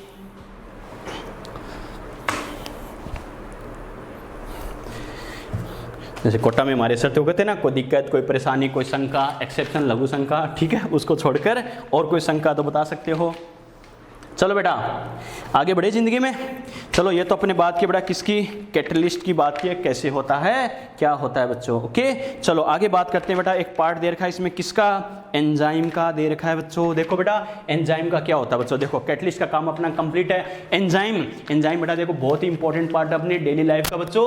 एंजाइम क्या होता है बच्चों, देखो समझते हैं। एंजाइम, इसको हिंदी में भी एंजाइम ही कहते हैं बच्चों। देखो एंजाइम क्या होते हैं बेटा, कैसे होते हैं एंजाइम, क्या होते हैं, यानी बायोकेमिकल कैटलिस्ट होते हैं बेटा। मैंने क्या कहा, बायोकेमिकल कैटलिस्ट, यानी एंजाइम को अपन क्या कह सकते हैं, बायो, क्या कहा, बायोकेमिकल कैटलिस्ट, बायोकेमिकल कैटलिस्ट। इसका मतलब क्या, जैव रासायनिक उत्प्रेरक। ये क्या करते हैं बेटा, कैटलाइज टू, किसको कैटलाइज करते हैं, बायोकेमिकल रिएक्शन को। किसको करते हैं बेटा, बायोकेमिकल रिएक्शंस को कैटलिस्ट करते हैं बेटा, कैटलाइज करते हैं, उत्प्रेरित करते हैं। मैंने क्या कहा, यह भी कैटलिस्ट का टाइप ही है, लेकिन ये क्या होता है, बायोकेमिकल कैटलिस्ट है। इसका मतलब क्या, बायोकेमिकल रिएक्शंस को ही कैटलाइज करता है, जैव रासायनिक अभिक्रियाओं को उत्प्रेरित करता है बेटा। समझ में आ गया, क्लियर। इसका मतलब एक बात तो श्योर है एंजाइम के बारे में, और अपन क्या कह सकते हैं, फॉर्म्ड इन लिविंग सेल। क्या कहा, फॉर्म्ड इन लिविंग सेल, यानी लिविंग सेल में इसका फॉर्मेशन होता है, नॉट सिंथेसाइज। क्या कहा, नॉट सिंथेसाइज। क्या कहा, इनका सिंथेसिस, इनका फॉर्मेशन, इसका संश्लेषण नहीं कर सकते। मैंने क्या कहा, लिविंग सेल में, यानी जो जीवित कोशिकाएं होती है इसमें इनका निर्माण होता है, लेकिन क्या होते हैं बेटा, एक्चुअल में क्या होता है, इनको सिंथेसाइज, संश्लेषित, यानी आर्टिफिशियली, कृत्रिम रूप से इनका निर्माण नहीं कर सकते बेटा। आ गया समझ में, क्लियर। एक बात और इनके बारे में ध्यान रखना बेटा, नाइट्रोजिनस, मैंने क्या कहा, नाइट्रोजिनस प्रोटीन कंपाउंड। मैंने क्या कहा, nitrogenous protein compound. Nitrogenous protein के यौगिक होते हैं बेटा, जो क्या होते हैं, प्लांट एंड एनिमल। क्या कहा, प्लांट एंड एनिमल में पाए जाते हैं बेटा। बात समझ में आई क्या। एंजाइम क्या होते हैं बच्चों, बायोकेमिकल कैटलिस्ट है, कैटलाइसिस कैटलिस्ट है। ये क्या करते हैं, बायोकेमिकल रिएक्शंस को कैटलाइज करते हैं बेटा, यानी जैव रासायनिक उत्प्रेरक है, जो जैव रासायनिक अभिक्रिया को, जैव रासायनिक यानी सीधी सी बात है लिविंग ऑर्गेनिज्म, जीवित जीवों में होने वाली अभिक्रियाओं को, रिएक्शंस को। जीवित लिविंग ऑर्गेनिज्म कौन से आगे, ह्यूमन, एनिमल, प्लांट्स। समझ में आ गया, क्लियर, ठीक है बेटा। तो क्या कहा, ये बायोकेमिकल रिएक्शंस को कैटलाइज करते हैं, ओके। और ये क्या होते हैं, ओनली लिविंग सेल में इनका फॉर्मेशन होता है, इनको सिंथेसाइज, संश्लेषित नहीं कर सकते, क्लियर।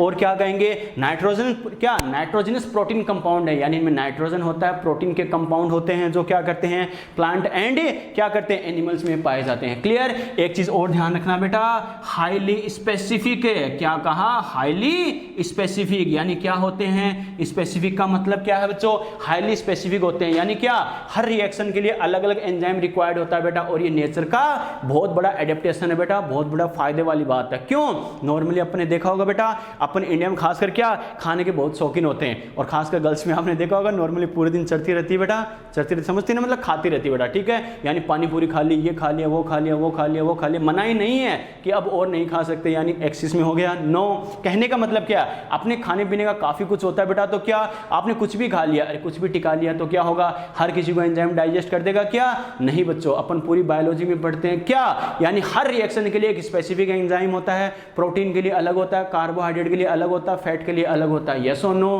तो ये सभी क्या, इसे बोलते हैं हाईली स्पेसिफिक नेचर, यानी हर रिएक्शन के लिए, हर सबस्टेंस के लिए क्या होता है, स्पेसिफिक अलग अलग एंजाइम पाया जाता है बेटा, समझ में आ गया, क्लियर। और क्या करेंगे बच्चों, क्या करेंगे, ऑप्टिमम टेम्परेचर एंड पीएच, मैंने क्या कहा, सीधी सी बात है, एफिशिएंसी क्या होगी, एक फिक्स टेम्परेचर और पीएच पर इसकी एफिशिएंसी क्या होती है, ज्यादा होती है बेटा, कॉमन सेंस है, क्लियर। तभी तो अपन देखते हैं बच्चों नॉर्मल क्या टेम्परेचर अचानक बहुत कम हो जाता है, या टेम्परेचर अचानक बहुत ज्यादा हो जाता है, तो क्या होता है बच्चों, अपना काम करने का मन करता है क्या, नहीं, क्यों, क्योंकि अपन इतनी जल्दी उसमें अडेप्ट नहीं हो पाते, तो क्या करता है, अपनी बॉडी में एंजाइमेटिक रिएक्शन स्लो हो जाती है, जैसे बहुत ज्यादा सर्दी हो, बहुत ज्यादा गर्मी हो, बहुत ज्यादा सर्दी में तो हालत ही खराब होती है, नहाने का मन नहीं करता, बाकी काम का मन कहां से करेगा, तो मेरा कहने का मतलब क्या, बहुत ज्यादा गर्मी में क्या होता है, सर दर्द कर रहा है, ये कर रहा है, वो कर रहा है, कई सारे एक्सक्यूजेज होते हैं बेटा, कुछ एक्सक्यूज होते हैं, कुछ रियल रीजन होता है, नो डाउट है। तो कहने का मतलब क्या, ये जो टेम्परेचर में इतना ज्यादा चेंजेस आ गया अचानक, इससे क्या होता है, अपनी एंजाइमेटिक रिएक्शंस को क्या हो गया, प्रॉब्लम फेस करनी पड़ती है, तो क्या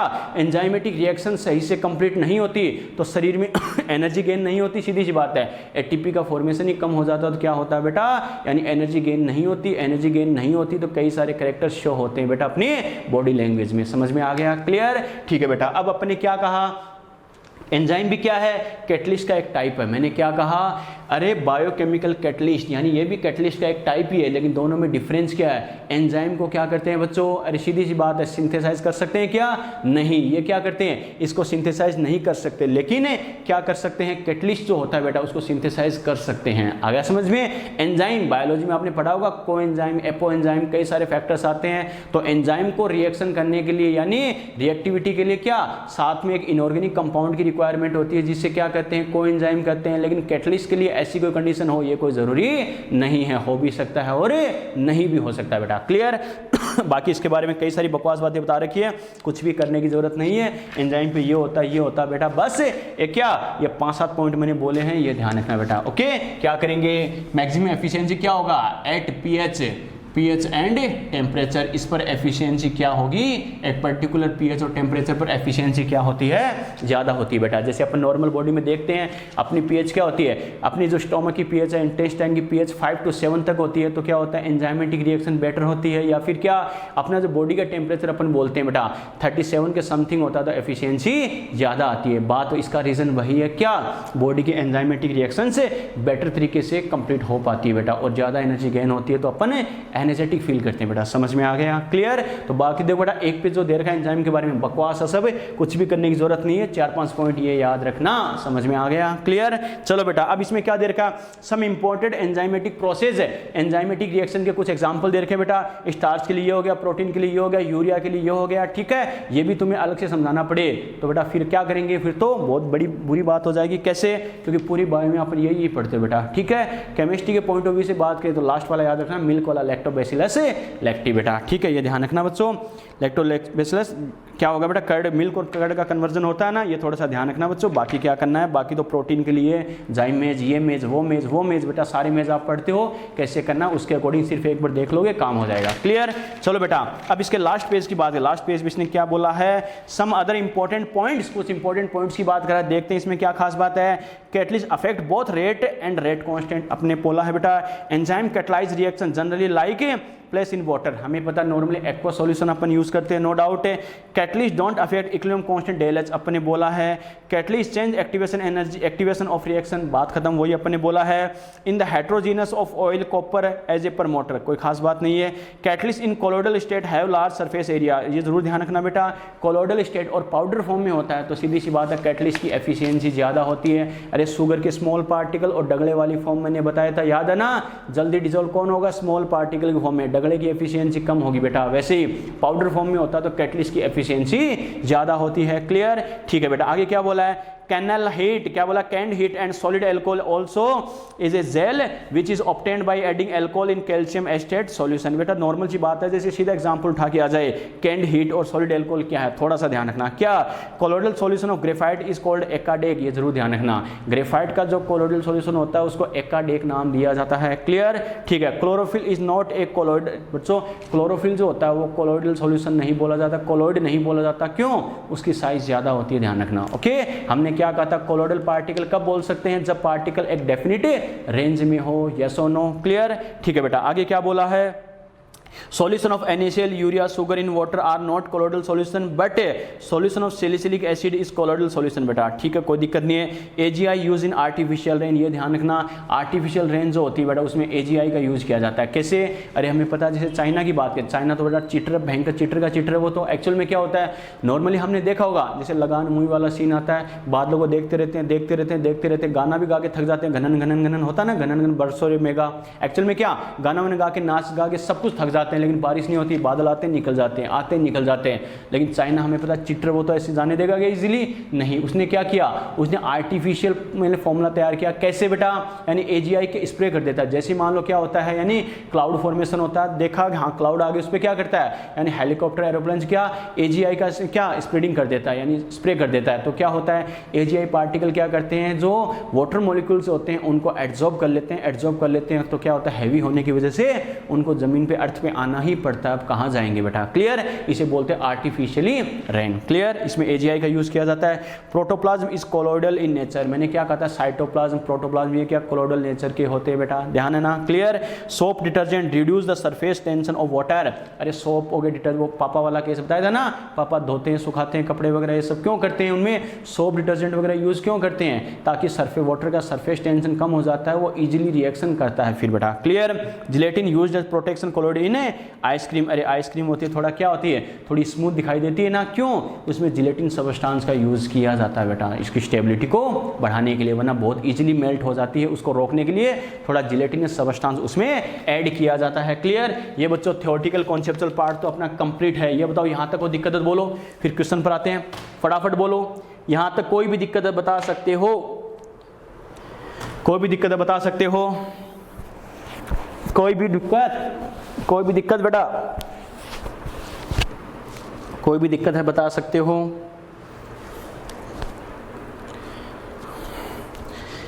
कोई भी दिक्कत है बच्चा बता सकता है। इसका स्क्रीनशॉट ले लिया ना, फटाफट इसका स्क्रीनशॉट ले लिया बेटा, फटाफट screenshot low.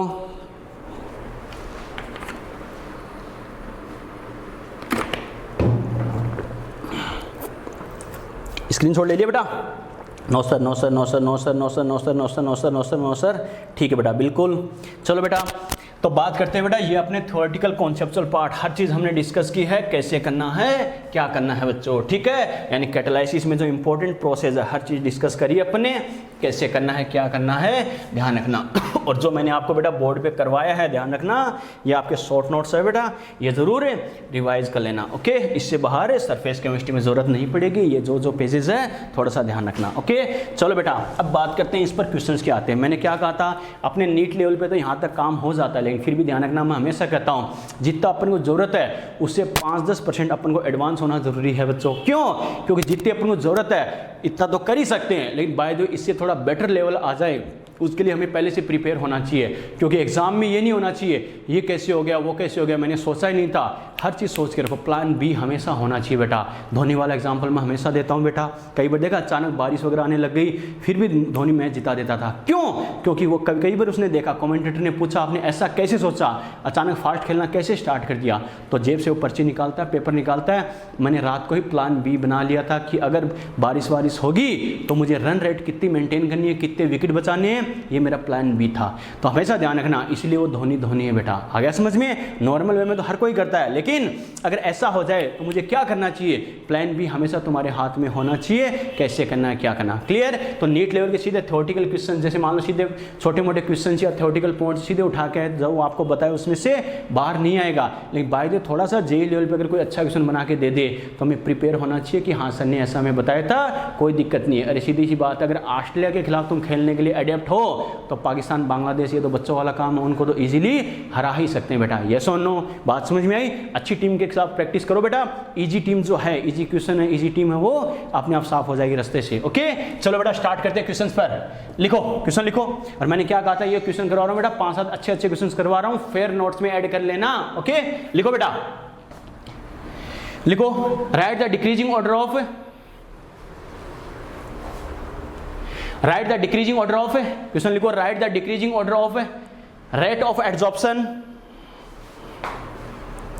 Right the decreasing order of rate of adsorption, write the decreasing order of rate of adsorption of CO2, CH4, H2 and NH3 gases on solid charcoal, on solid charcoal। Okay ठीक है बेटा, हिंदी में लिखो ठोस charcoal पर, ठोस charcoal पर, ठोस चारकोल पर, ठोस चारकोल पर, ये चारों लिखो बेटा, चारों गैसों के नाम लिखो। ठोस चारकोल पर CO2, CH4, H2 तथा NH3 गैसों के अधिशोषण की दर का, अधिशोषण की दर का घटता क्रम लिखो, अधिशोषण की दर का घटता क्रम लिखो, अधिशोषण की दर का घटता क्रम लिखो, अधिशोषण की दर का घटता क्रम लिखो। लिख लिया बेटा क्वेश्चन। चलो बेटा देखो कैसे करना, क्या करना। सबसे पहले देखो बच्चे के दिमाग में क्या आना चाहिए, ये अपना क्वेश्चन है बच्चों, तो अपने दिमाग में क्या आना चाहिए। देखो एड्सॉर्प्शन के लिए अपन ने क्या कहा कि जो एड्सॉर्प्शन होता है बेटा, अधिशोषण होता है, अपन ने क्या कहा था, डायरेक्टली प्रोपोर्शनल टू क्या होता है, पोलैरिटी, यस और नो। डायरेक्टली प्रोपोर्शनल क्या होता है बेटा, IMF। डायरेक्टली प्रोपोर्शनल क्या होता है, वान डर वाल फोर्स। डायरेक्टली प्रोपोर्शनल क्या होता है, साइज। बात समझ में आई क्या, क्लियर। अब हमें पता है बच्चों, देखो पोलैरिटी की अगर अपन बात करें, अपन को कई सारे एग्जांपल दे रखे हैं, इसका मतलब क्या होगा, जिसकी पोलैरिटी ज्यादा उसके लिए क्या होगा, रेट ऑफ एड्सॉर्प्शन भी ज्यादा होगी बच्चों, क्लियर। तो अगर मैं बात करूं किसकी, पोलैरिटी की, तो बच्चों सभी एग्जांपल में अगर चूज करें, देखो इतना बच्चे को थोड़ा सा इनऑर्गेनिक का आइडिया होना चाहिए। कैसे, सबसे ज्यादा पोलर कौन होगा, NH3, क्योंकि इस पर लोन पेयर है बच्चों। अरे डाइपोल मोमेंट आप पढ़ते हो ना, तो ये क्या है, पोलर है, क्योंकि इस पर लोन पेयर है नाइट्रोजन पर यहाँ पर, क्लियर। अब बात करें बच्चों, देखो सबसे कम पोलर कौन होगा, पोलर का मतलब चार्ज आने की टेंडेंसी किस पर सबसे कम है बेटा। देखो सबसे कम पोलर H2, सेम एटम के बीच में है बॉन्ड बेटा। तो ये बताओ सेम एटम के बीच में बॉन्ड है तो कोई भी इलेक्ट्रॉन डोनेट या गेन करेगा क्या, नहीं। सेम एटम है, दोनों की पावर इक्वल है, सेम इलेक्ट्रोनेगेटिविटी, तो मैच ड्रॉ, याद है ना।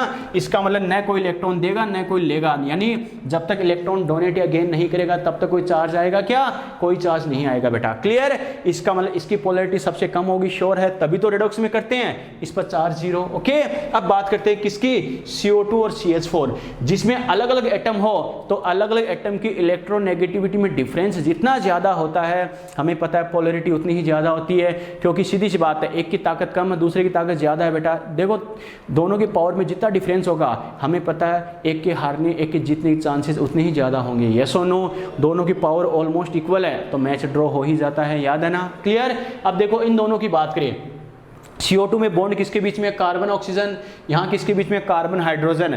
अरे कार्बन हाइड्रोजन की इलेक्ट्रोनेगेटिविटी में डिफरेंस बहुत कम होता है, कार्बन की 2.5, हाइड्रोजन की 2.1 होती है वैल्यू, ध्यान है ना।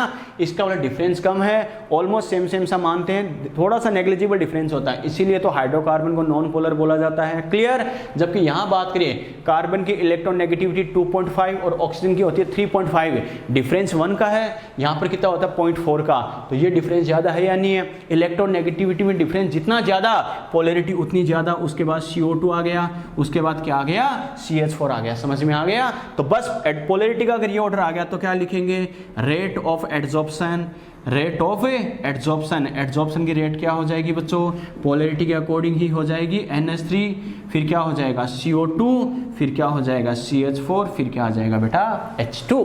ठीक है, फटाफट स्क्रीनशॉट लो बेटा, फटाफट स्क्रीनशॉट लो,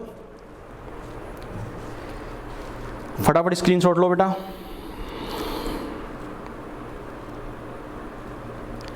फटाफट स्क्रीनशॉट लो, स्पेस छोड़ देना बेटा, नोट कर लेना।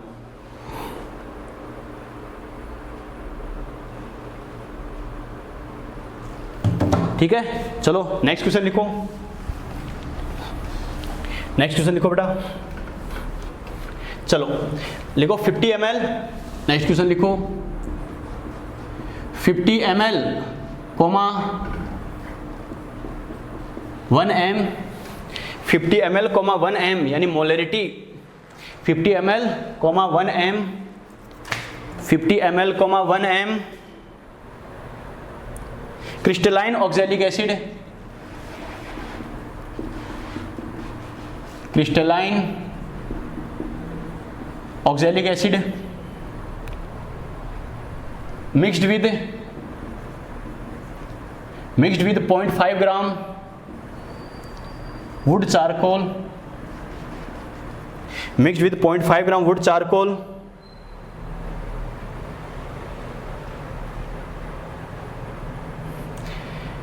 Mixed with 0.5 gram wood charcoal. आगे लिखो after some time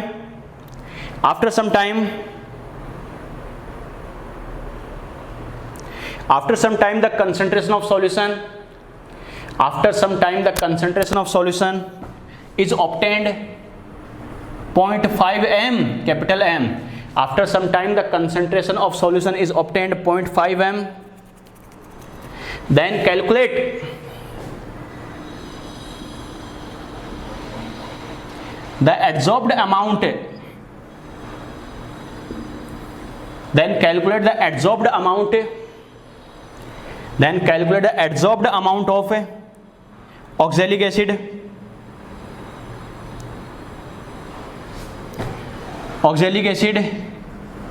by per gram charcoal, calculate the adsorbed amount of oxalic acid by per gram charcoal। लिख लिया बेटा, बिल्कुल लास्ट क्वेश्चन का प्रेम का आंसर सही था बेटा, वेरी गुड। चलो बेटा हिंदी में लिखो बेटा, लिखो 50 ml, 1 m क्रिस्टलीय ऑक्सैलिक अम्ल को, 50 ml, 1 m क्रिस्टलीय ऑक्सैलिक अम्ल को, 50 ml, 1 m क्रिस्टलीय ऑक्सैलिक अम्ल को 0.5 ग्राम, मैं टाइम बचाने के लिए 0 नहीं बोल रहा हूं बेटा, आप लगा लेना, 0.5 ग्राम कास्ट चारकोल, अरे वुड लकड़ी होती है ना, कास्ट बोलते हैं इसको हिंदी में, कास्ट चारकोल के साथ मिलाया जाता है, 0.5 ग्राम कास्ट चारकोल के साथ मिलाया जाता है। ठीक है, आगे लिखो यदि कुछ समय पश्चात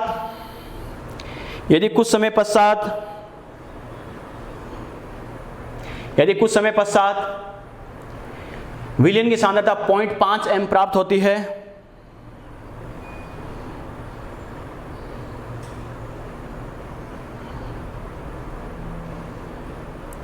यदि कुछ समय पश्चात विलयन की सांद्रता 0.5 m प्राप्त होती है तो प्रति ग्राम चारकोल द्वारा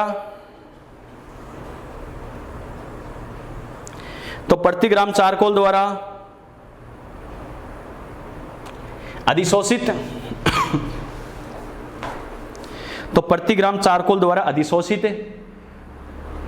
ऑक्सैलिक अम्ल की मात्रा ज्ञात करो।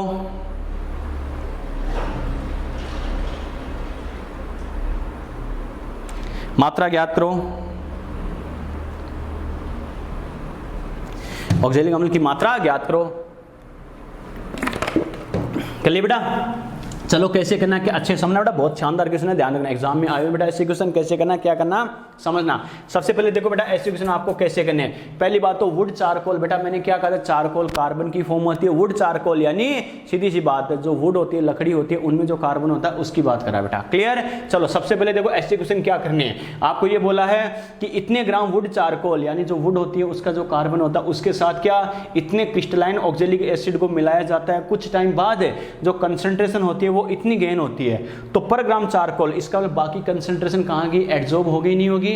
अरे कार्बन ने उसे क्या किया, एड्जॉर्ब कर लिया बेटा, अधिशोषित कर लिया। बात समझ में आई क्या?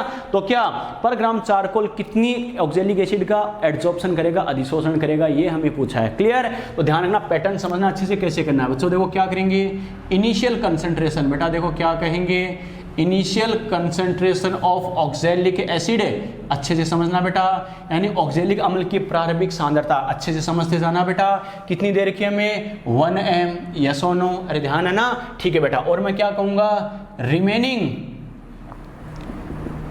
Remaining concentration of oxalic acid equal to कितनी बोल रहे हैं बेटा, 0.5 m, यस और नो?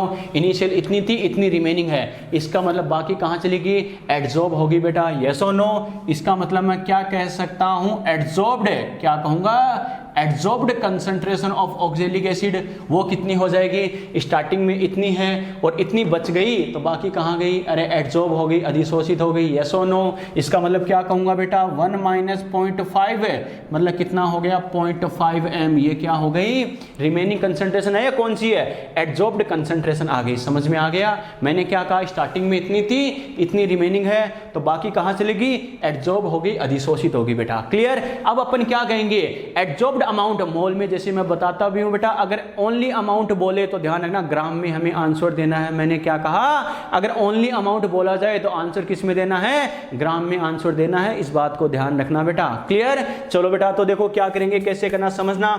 इसका मतलब है कितनी एड्जॉर्ब हो गई, ये मेरे पास कंसंट्रेशन आ गई, तो इससे मेरे पास एड्जॉर्ब होने वाला वेट आ सकता है, नहीं आ सकता?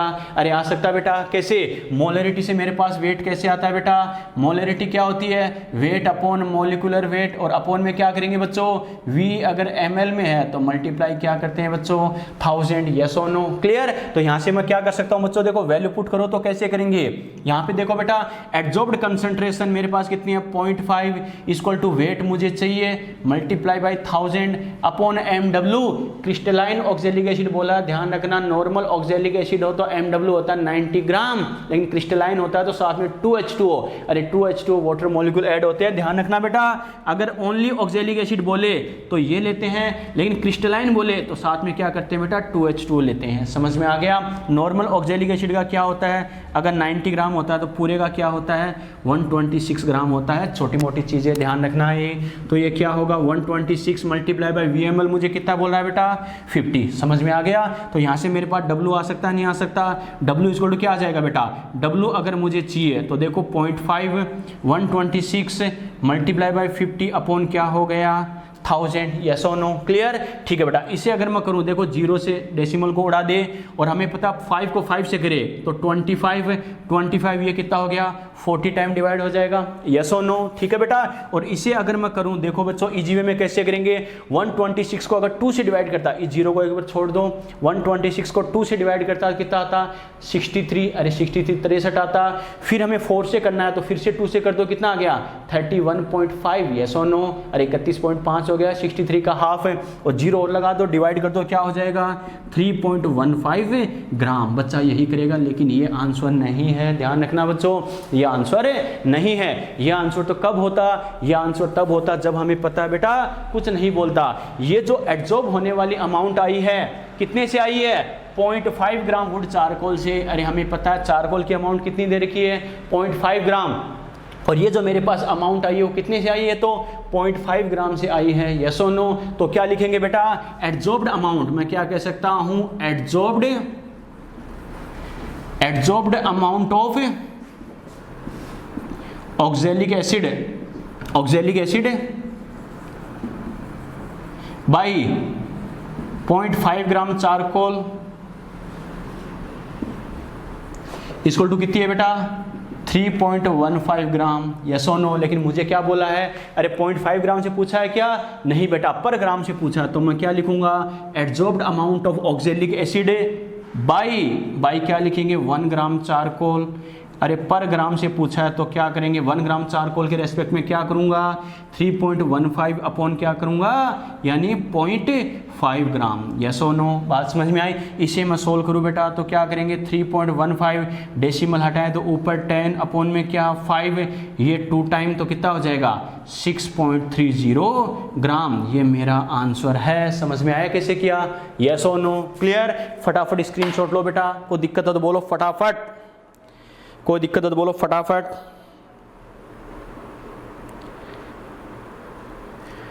फटाफट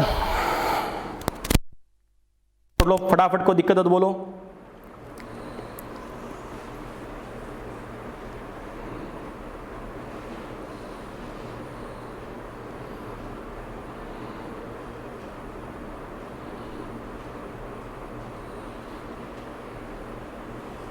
कर लिए बेटा,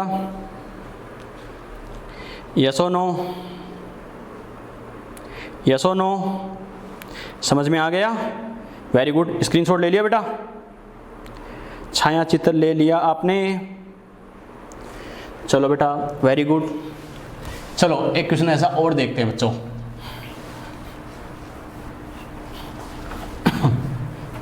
चलो कैसे करना, क्या करना, नेक्स्ट क्वेश्चन लिखो बेटा, लिखो लिखो 3 ग्राम क्वेश्चन लिखो, activated charcoal, 3 gram activated charcoal, 3 gram activated charcoal added with, मिलाया जाता है, 3 gram activated charcoal added with 50 ml, 0.06 N, board पे डाटा कंफर्म कर लेना बेटा, 50 ml, 0.06 N, मैं टाइम बचाने के लिए 0 नहीं बोल रहा हूँ, 0 लगा लेना, 0.06 N नॉर्मेलिटी वाला N है, एसिटिक एसिड सॉल्यूशन, क्या कहा 3 gram activated charcoal, 3 gram activated charcoal mixed with 50 ml, 0.06 N acetic acid solution, ठीक है, या एडेड विद। आगे लिखो, after an hour, after an hour, after an hour, after an hour यानी 1 घंटे बाद, the strength of solution, after an hour the strength of solution is found to be, after an hour the strength of solution is found to be 0.042 N, after an hour the strength of a solution is found to be 0.042 N, board पे data लिख रहा हूं बेटा, sure कर लेना। then calculate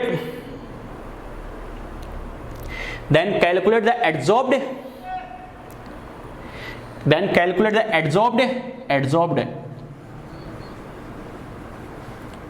adsorbed amount of acetic acid, bracket में लिखना in milligram, calculate the adsorbed amount of acetic acid in milligram,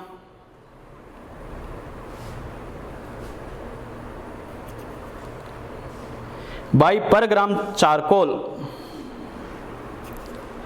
by per ग्राम है चारकोल, बाई पर ग्राम है चारकोल, ओके। फिर से वही दे रखा है बेटा, पर ग्राम चारकोल, पर ग्राम चारकोल, हिंदी में लिखो बेटा फटाफट, 3 ग्राम सक्रियत चारकोल, 3 ग्राम सक्रियत चारकोल, यानी अलग अलग फॉर्म में दे देगा जानबूझ के डराने के लिए। 3 ग्राम सक्रियत चारकोल को 50 ml, 0.06 N एसिटिक अम्ल के साथ मिलाया जाता है। 3 ग्राम सक्रियत चारकोल को 50 ml, 0.06 N एसिटिक अम्ल के साथ मिलाया जाता है।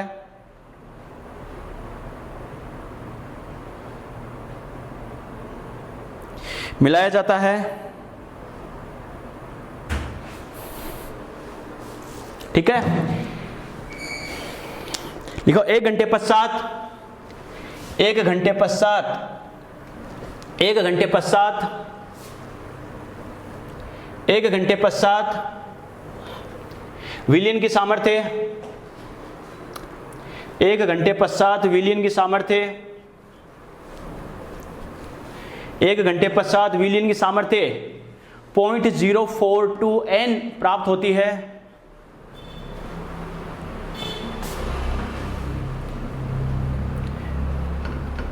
.042 N प्राप्त होती है, 0.042 N प्राप्त होती है। तो प्रति ग्राम चारकोल द्वारा, तो प्रति ग्राम चारकोल द्वारा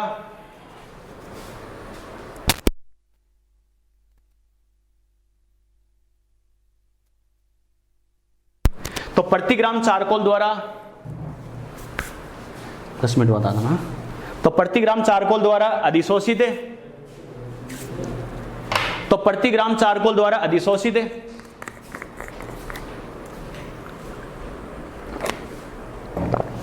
प्रति ग्राम चारकोल द्वारा अधिशोषित है एसिटिक अम्ल की मात्रा ब्रैकेट में लिख लेना मिलीग्राम में ज्ञात करो। तो प्रति ग्राम चारकोल द्वारा अधिशोषित एसिटिक अम्ल की मात्रा मिलीग्राम में ज्ञात करो। ओके, लिख ली बेटा। चलो कैसे करना है, क्या करना, सबसे पहले देखो बेटा वही अपना पैटर्न है जैसे मैंने आपको बताया कैसे करना है। स्टार्टिंग में क्या है, इनिशियल कंसंट्रेशन ऑफ, बच्चों देखो यहाँ पे किसकी बात करा, एसिटिक अम्ल की बात करा, तो क्या करेंगे, initial concentration of acetic acid कितनी बोल रहा है, ये 0.06 N। बात समझ में आई क्या। अब क्या बोल रहा है, रिमेनिंग कंसंट्रेशन, अरे 1 घंटे बाद कंसंट्रेशन कितनी आती है बेटा, तो ये रिमेनिंग वाली होगी 0.042 N। इसका मतलब स्टार्टिंग में इतनी थी, बाद में इतनी बच रही है, बाकी कहाँ चली गई, अरे एड्सॉर्ब हुई या नहीं हुई, यस और नो। तो adsorbed concentration of acetic acid is equal to क्या हो जाएगा, 0.06 माइनस 0.042 यानी कितना आ जाएगा 0.018 N, यस और नो।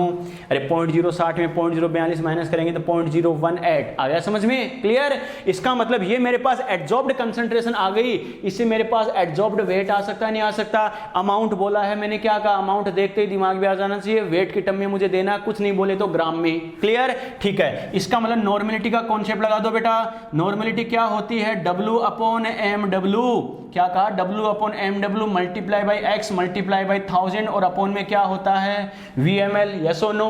एक एक चीज अपने पढ़ी है। तो नॉर्मेलिटी देखो मेरे पास, देखो एड्सॉर्ब्ड वाली कितनी एड्सॉर्ब हो गई, ये मैं कितनी लगाऊंगा बेटा 0.018 0.018 इक्वल टू वेट मुझे चाहिए। एसिटिक एसिड की बात कर रहा है बच्चों, एसिटिक एसिड देखो एड्सॉर्ब कौन होगा, एसिटिक एसिड तो होगा बच्चों, क्या करेगा, चारकोल तो उसे एड्सॉर्ब करेगा, जो एड्सॉर्ब होगा उसी का हमें पता वैलेंसी फैक्टर। एसिटिक एसिड क्या करता है, एक H+ डोनेट करता है, X कितना हो गया 1 मल्टीप्लाई क्या हो गया 1000 अपॉन एसिटिक एसिड का MW होता है 60 और वॉल्यूम हमें कितना दे रखा है बेटा 50, यही दे रखा है ना 50 ml, क्लियर। चलो बेटा अगर इसे इजी वे में सोल्व करें तो देखो ये कितना हो गया, ये 0 0 ये कैंसिल आउट हो गया बेटा, 2 0 उड़ा दें तो यहाँ से W मेरे पास क्या हो जाएगा 0.018 मल्टीप्लाई बाय क्या हो जाएगा 30 और अपॉन में क्या करूंगा बेटा, देखो अरे ये 10 आएगा नहीं आएगा, यस और नो। अरे बात समझ में आ गई, क्लियर, ठीक है बेटा। तो ये मेरे पास क्या आ गया W इक्वल टू क्या करेंगे, इसे करें तो 0.054 ग्राम। लेकिन बच्चों मुझे किस में पूछा है, मिलीग्राम में। ग्राम को मिलीग्राम कन्वर्ट करने के लिए क्या करूंगा 1000 से मल्टीप्लाई करूंगा, तो क्या करूंगा 0.054 मल्टीप्लाई बाय 10⁻³ मिलीग्राम। इसका मतलब कितना हो जाएगा 54 मिलीग्राम। समझ में आ गया। लेकिन ये मेरा आंसर है क्या, नहीं बेटा। ये जो एड्सॉर्ब होने वाली अमाउंट आई है, वेट आया, ये तो कितने से आया है 3 ग्राम चारकोल से आया है। लेकिन मुझे क्या बोला है, पर ग्राम पर ग्राम पर ग्राम, कुछ नहीं बोले तो जितना था उसी से आंसर आएगा। चल के बोला है पर ग्राम से, तो चूंकि यूं की लगा के कंपेयर कर लो, क्या लिखेंगे बेटा, चूंकि adsorbed amount of acetic acid, क्या कहा, adsorbed amount of acetic acid by 3 ग्राम, ये तो किससे आ रहा है बेटा 3 ग्राम से आ रहा है। 3 ग्राम चारकोल इक्वल टू ये तो कितना आ रहा है 54 मिलीग्राम, यस और नो। अगर 3 ग्राम चारकोल था तो एसिटिक एसिड कितना एड्सॉर्ब हुआ 54 मिलीग्राम। लेकिन हमें पता है चूंकि 3 ग्राम से इतना, तो यूं कि 1 ग्राम से कितना हो जाएगा, इक्वल टू क्या लिखेंगे बेटा 54 मिलीग्राम अपॉन 3 इक्वल टू कितना आ जाएगा 18 मिलीग्राम। समझ में आ गया, यस और नो। कोई डाउट है तो बोलो बेटा फटाफट, कोई भी डाउट है तो बोलो फटाफट फटाफट। 18 मिलीग्राम आएगा बेटा, प्रज्ञा मिलीग्राम में पूछा ना बेटा।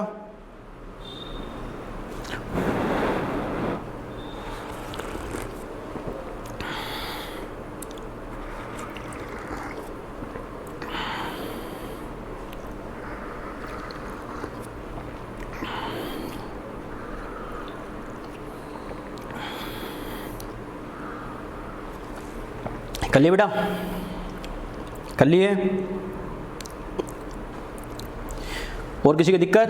तो इस कॉन्सेप्ट के क्वेश्चन हमें कैसे पूछ सकता है? यहां तक तो बात समझ में आई? यस और नो? चलो बेटा, तो स्क्रीनशॉट ले लेना फटाफट, नहीं लिया है तो ये तो अपने किसकी बात की बेटा?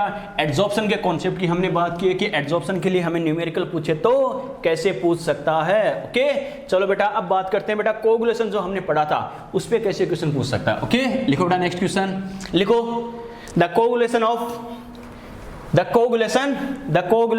200 ml colloidal solution।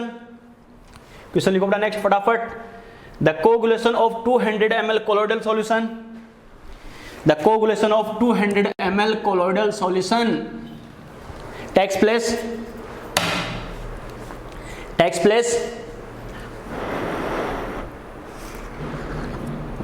by addition of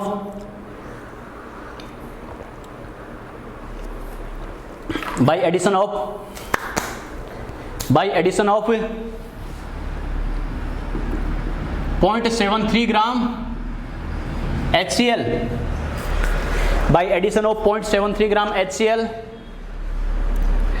0.73 gram HCl, 0.73 gram HCl, then calculate the coagulation value या flocculation value, then calculate the coagulation value of HCl, calculate the coagulation value of HCl। कर लिया बेटा? हिंदी में लिखो फटाफट, लिखो 200 ml कोलोइडी विलयन का स्कंदन, 200 ml कोलोइडी विलयन का स्कंदन 0.73 ग्राम HCl मिलाने पर होता है। 200 ml कोलोइडी विलयन का स्कंदन 0.73 ग्राम HCl मिलाने पर होता है। तो लिखो बेटा, तो HCl का स्कंदन मान, एक और बोलते हैं इसे उर्णन मान, ध्यान रखना कंफ्यूज मत होना। तो HCl का स्कंदन मान या उर्णन मान ज्ञात करो, फ्लोकुलेशन को बोलते हैं बेटा उर्णन। HCl का स्कंदन मान या उर्णन मान ज्ञात करो। ओके तो सबसे पहले देखो बेटा अपना कॉन्सेप्ट क्या था, कोगुलेशन वैल्यू क्या थी बच्चों? Millimole of electrolyte. क्या कहा? Millimoles of electrolyte. जिस इलेक्ट्रोलाइट की बात करते हैं बेटा उसके मिलीमोल अपॉन क्या करेंगे? Volume of solution. यस और नो? अरे वॉल्यूम ऑफ सॉल्यूशन किसमें? लीटर में। समझ में आ गया? क्लियर? इसका मतलब मैं क्या लिख सकता हूं बेटा? CV इसको क्या लिखेंगे? मिलीमोल, यानी मेरे पास क्या आ गए? मोल आ गए, अपॉन में क्या आ गया? सॉल्यूशन का वॉल्यूम आ गया। क्लियर? ठीक है बेटा। और क्या करते हैं? मोल क्या होता है? W upon MW multiply by V। अगर ml में हो तो ऊपर क्या करते हैं? 1000। यस और नो? क्लियर? ठीक है बेटा। अब क्या करेंगे? CV equal to value put करो। देखो वेट कितना दे रखा है? 0.73 ग्राम। बच्चों मैंने क्या कहा? 0.73। देखो ये मुझे क्या चाहिए? अरे मिलीमोल चाहिए बेटा। ये कौन से है? मिलीमोल है, तो ये ग्राम भी क्या आएगा? मिलीग्राम वाला होगा। यस और नो? तो 0.73 ग्राम में था, इसे मिलीग्राम बनाने के लिए 1000 से गुण मल्टीप्लाई करेंगे 1000 से। यस और नो? क्लियर बेटा? मल्टीप्लाई बाय क्या हो गया? 1000 अपॉन क्या हो गया? MW HCl का कितना होता है? 36.5 और ये कितना दे रखा है? 200। अरे यहाँ तक बात समझ में आ रही है? ठीक है बेटा। चलो देखते हैं इजी वे में कैसे सोल्व करना है। क्या करना है बेटा? इसे 20 से 20 को उड़ा दो बच्चों। क्लियर? ठीक है बेटा। और यहाँ पे देखो मैं क्या करूँगा? 0.73 को 73 बना दूँ। क्या कहा? 0.73 को क्या बना दिया? 73। ये 10 टू पावर 3 और 1 4 है, तो 2 यहाँ कैंसिल आउट हो गए। 10 टू पावर 2 बचेगा या नहीं बचेगा? यस और नो? और क्या करूँगा? 36.5 मल्टीप्लाई बाई 2। समझ में आ रहा है? 36.5 का डबल करूँगा, अरे 2 आएगा नहीं आएगा? और 2 से 2 को उड़ा दे बेटा तो कितना आ जाएगा? 100। समझ में आ गया कैसे क्या? यस और नो? फटाफट नोट करो बेटा, फटाफट नोट करो।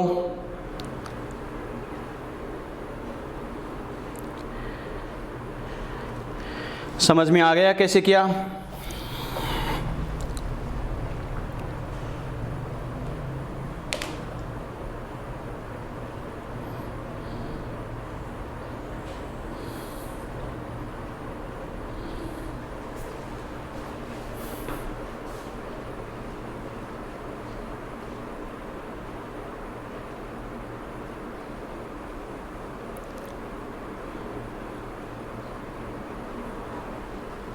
कर लिए?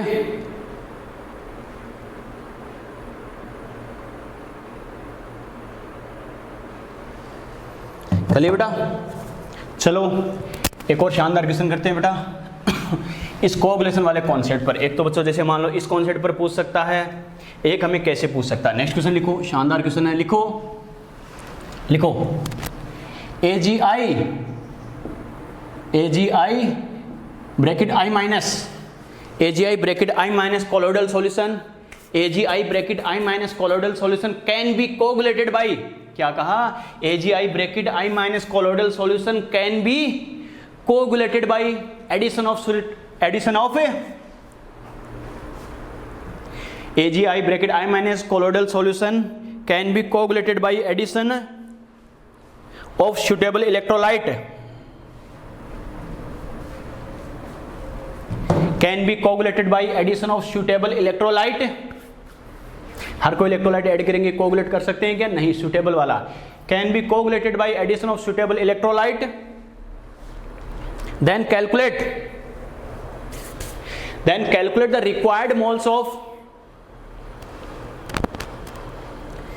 calculate the required moles of AgNO3, PbNO3 whole twice and FeNO3 whole thrice. Calculate the required moles of AgNO3, PbNO3 whole twice and FeNO3 whole thrice respectively for coagulation of 1 mole AgI bracket I minus, okay, for coagulation of 1 mole AgI bracket I minus। Hindi में लिखो बेटा, लिखो उपयुक्त वैद्युत अपघट्य के योग द्वारा, फटाफट लिखो, उपयुक्त वैद्युत अपघट्य के योग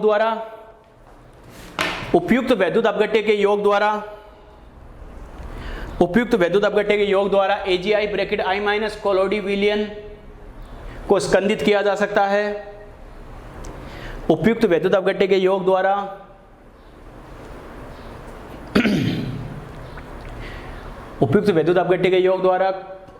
AgI ब्रैकेट I माइनस कोलोडी विलियन को स्कंदित किया जा सकता है। आगे लिखो, 1 mole AgI bracket I minus,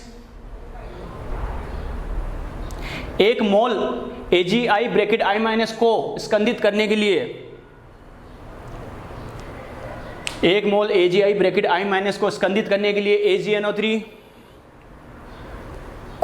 PbNO3 whole twice and FeNO3 whole thrice के क्रमशः मोल ज्ञात करो।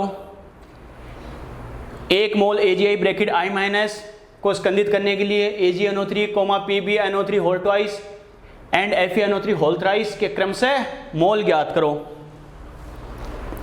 आवश्यक मोल ज्ञात करो। बच्चों देखो, इस एक क्वेश्चन में मैंने 3 क्वेश्चन ऐड कर दिए बेटा। इस एक क्वेश्चन में क्या किया है, अपने 3 क्वेश्चन ऐड कर दिए, ओके। इसका कॉन्सेप्ट क्या होता है बेटा, ये जरूर ध्यान रखना। क्या?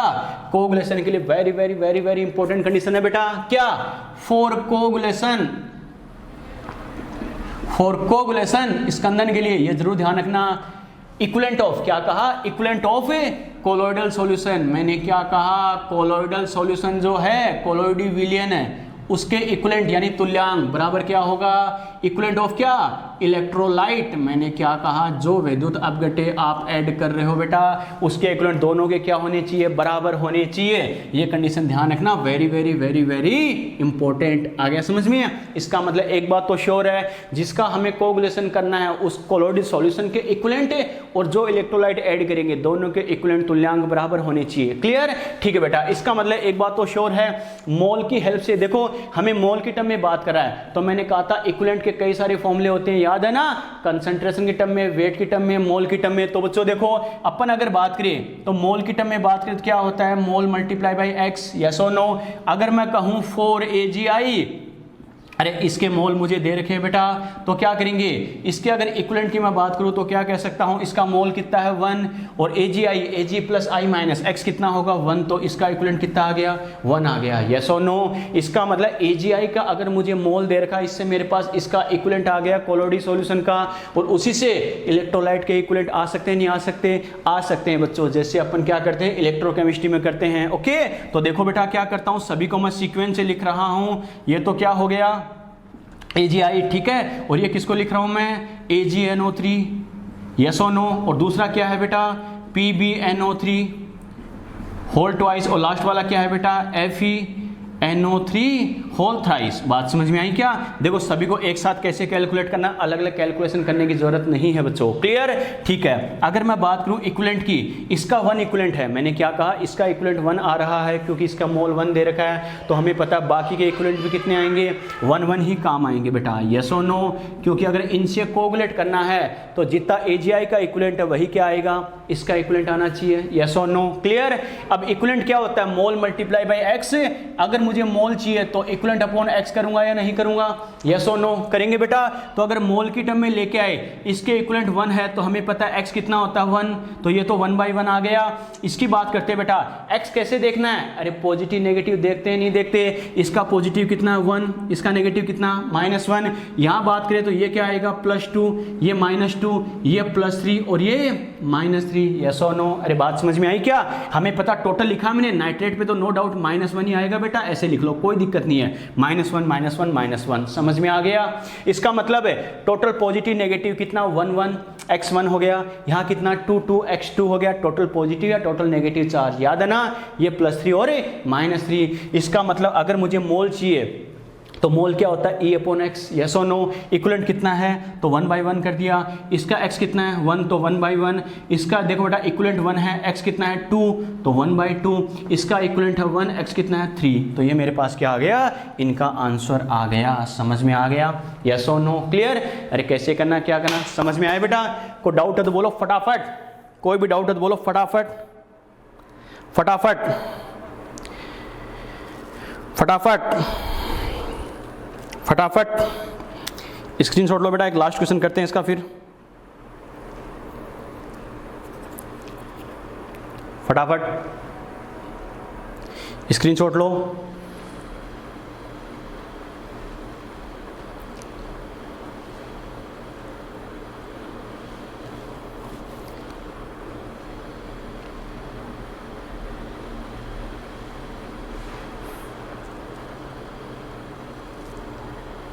यहां तक बात समझ में आ गई बेटा?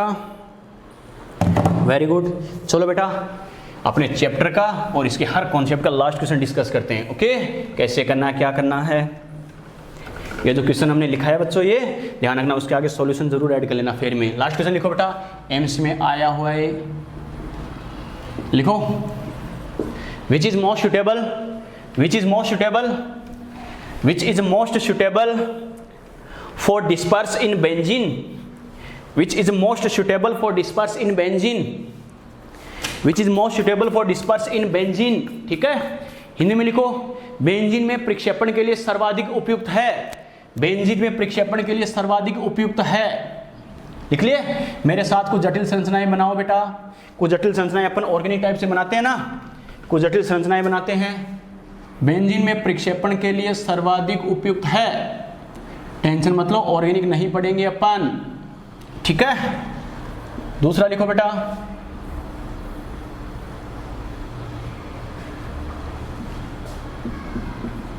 ऑप्शन लिखो ये,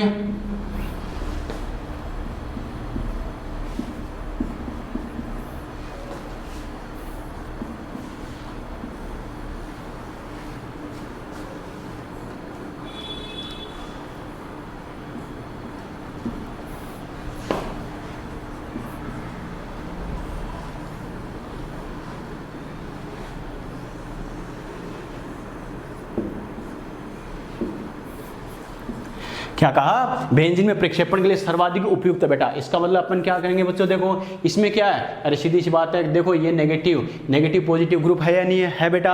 इसमें भी देखो, अरे सोडियम पॉजिटिव नेगेटिव ग्रुप है या नहीं है बच्चों। इसमें भी देखो क्या है, इसमें Cl- नेगेटिव ग्रुप है या नहीं है। बेंजीन कैसा होता है बेटा, पोलर होता है या नॉन पोलर होता है, नॉन पोलर होता है। तो हमें पता लाइक डिजोल्व लाइक, अरे ध्यान है ना, लाइक डिजोल्व लाइक। इसका रीजन क्या होता है, इसका मतलब बेंजीन खुद नॉन पोलर है। तो बेटा ये बताओ इसमें जो सबस्टांस ऐड करेंगे वो भी कैसा होना चाहिए, नॉन पोलर नेचर वाला ही होना चाहिए। और सबसे ज़्यादा नॉन पोलर कौन सा है बेटा, थर्ड वाला है, देख सकते हो।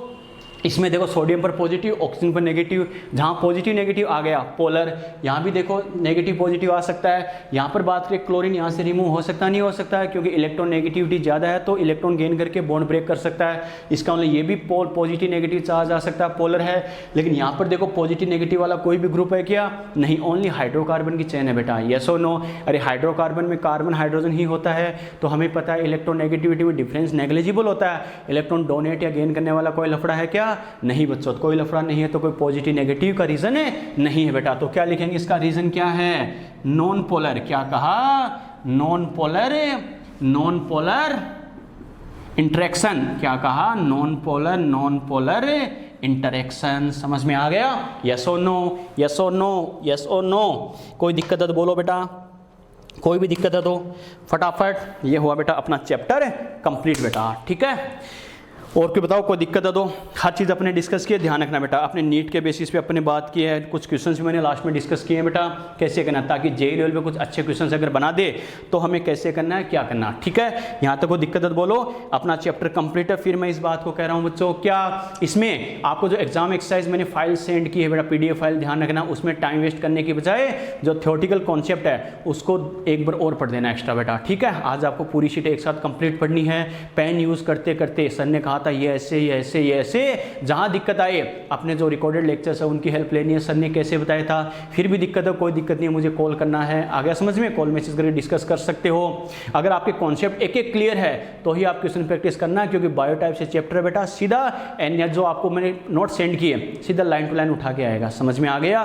फिर भी किसी बच्चे के पास टाइम बहुत ज़्यादा है, कोई बच्चा कहीं सर मैं तो करके रहूँगा, प्रैक्टिस कर सकता है। किसी बच्चे के पास टाइम कम है और थोड़ी बहुत प्रैक्टिस करना चाहता है तो एग्जाम एक्सरसाइज सोल्व करके देख लेना, आइडिया लग जाए कि ऐसे क्वेश्चन एग्जाम में आते हैं और ऐसे मैं कर सकता हूँ या नहीं कर सकता हूँ। क्लियर, तो पूरी शीट सोल्व कर सकते हो, लेकिन ध्यान रखना सबसे पहले प्रायोरिटी क्या होनी चाहिए, जो मैंने आपको नोट सेंड किए वो एक एक लाइन टिप्स पे होनी चाहिए, कैसे होगा क्या होगा बेटा, ठीक है। बाकी टेंशन लेने की जरूरत नहीं है, मस्त रहो। क्लियर, और अपना जो इंग्लिश मीडियम मॉर्निंग बैच है उसका चैप्टर, उसका सिलेबस आज अपने फिजिकल का कंप्लीट है बेटा, फिनिश अपनी कोचिंग की तरफ से। क्लियर, जो बच्चा क्लास लेना चाहे रिविजन क्लासेज में ले सकता है, नो डाउट। ओके, अपने हिंदी मीडियम की बात करें बेटा, टारगेट हिंदी मीडियम का जो अपना सिलेबस चल रहा है उसमें एक सॉलिड बच गया। तो जैसे ही रिविजन क्लासेज में मॉल कंप्लीट करूंगा मैं 2-3 दिन में, उसके बाद सॉलिड स्टेज स्टार्ट करूंगा। क्लियर, और उसके बाद जो अपना इंग्लिश मीडियम इवनिंग बैच था उसमें सॉलिड और क्या, आयनिक इक्विलिब्रियम, 2 बच्चे हैं बेटा। तो ये अपना मोल कॉन्सेप्ट रिवीजन क्लासेस में कंप्लीट करके वो स्टार्ट करूंगा, सॉलिड और आयनिक इक्विलिब्रियम बेटा। क्लियर, उसके बाद जो पढ़ाए जा चुके हैं वो अपना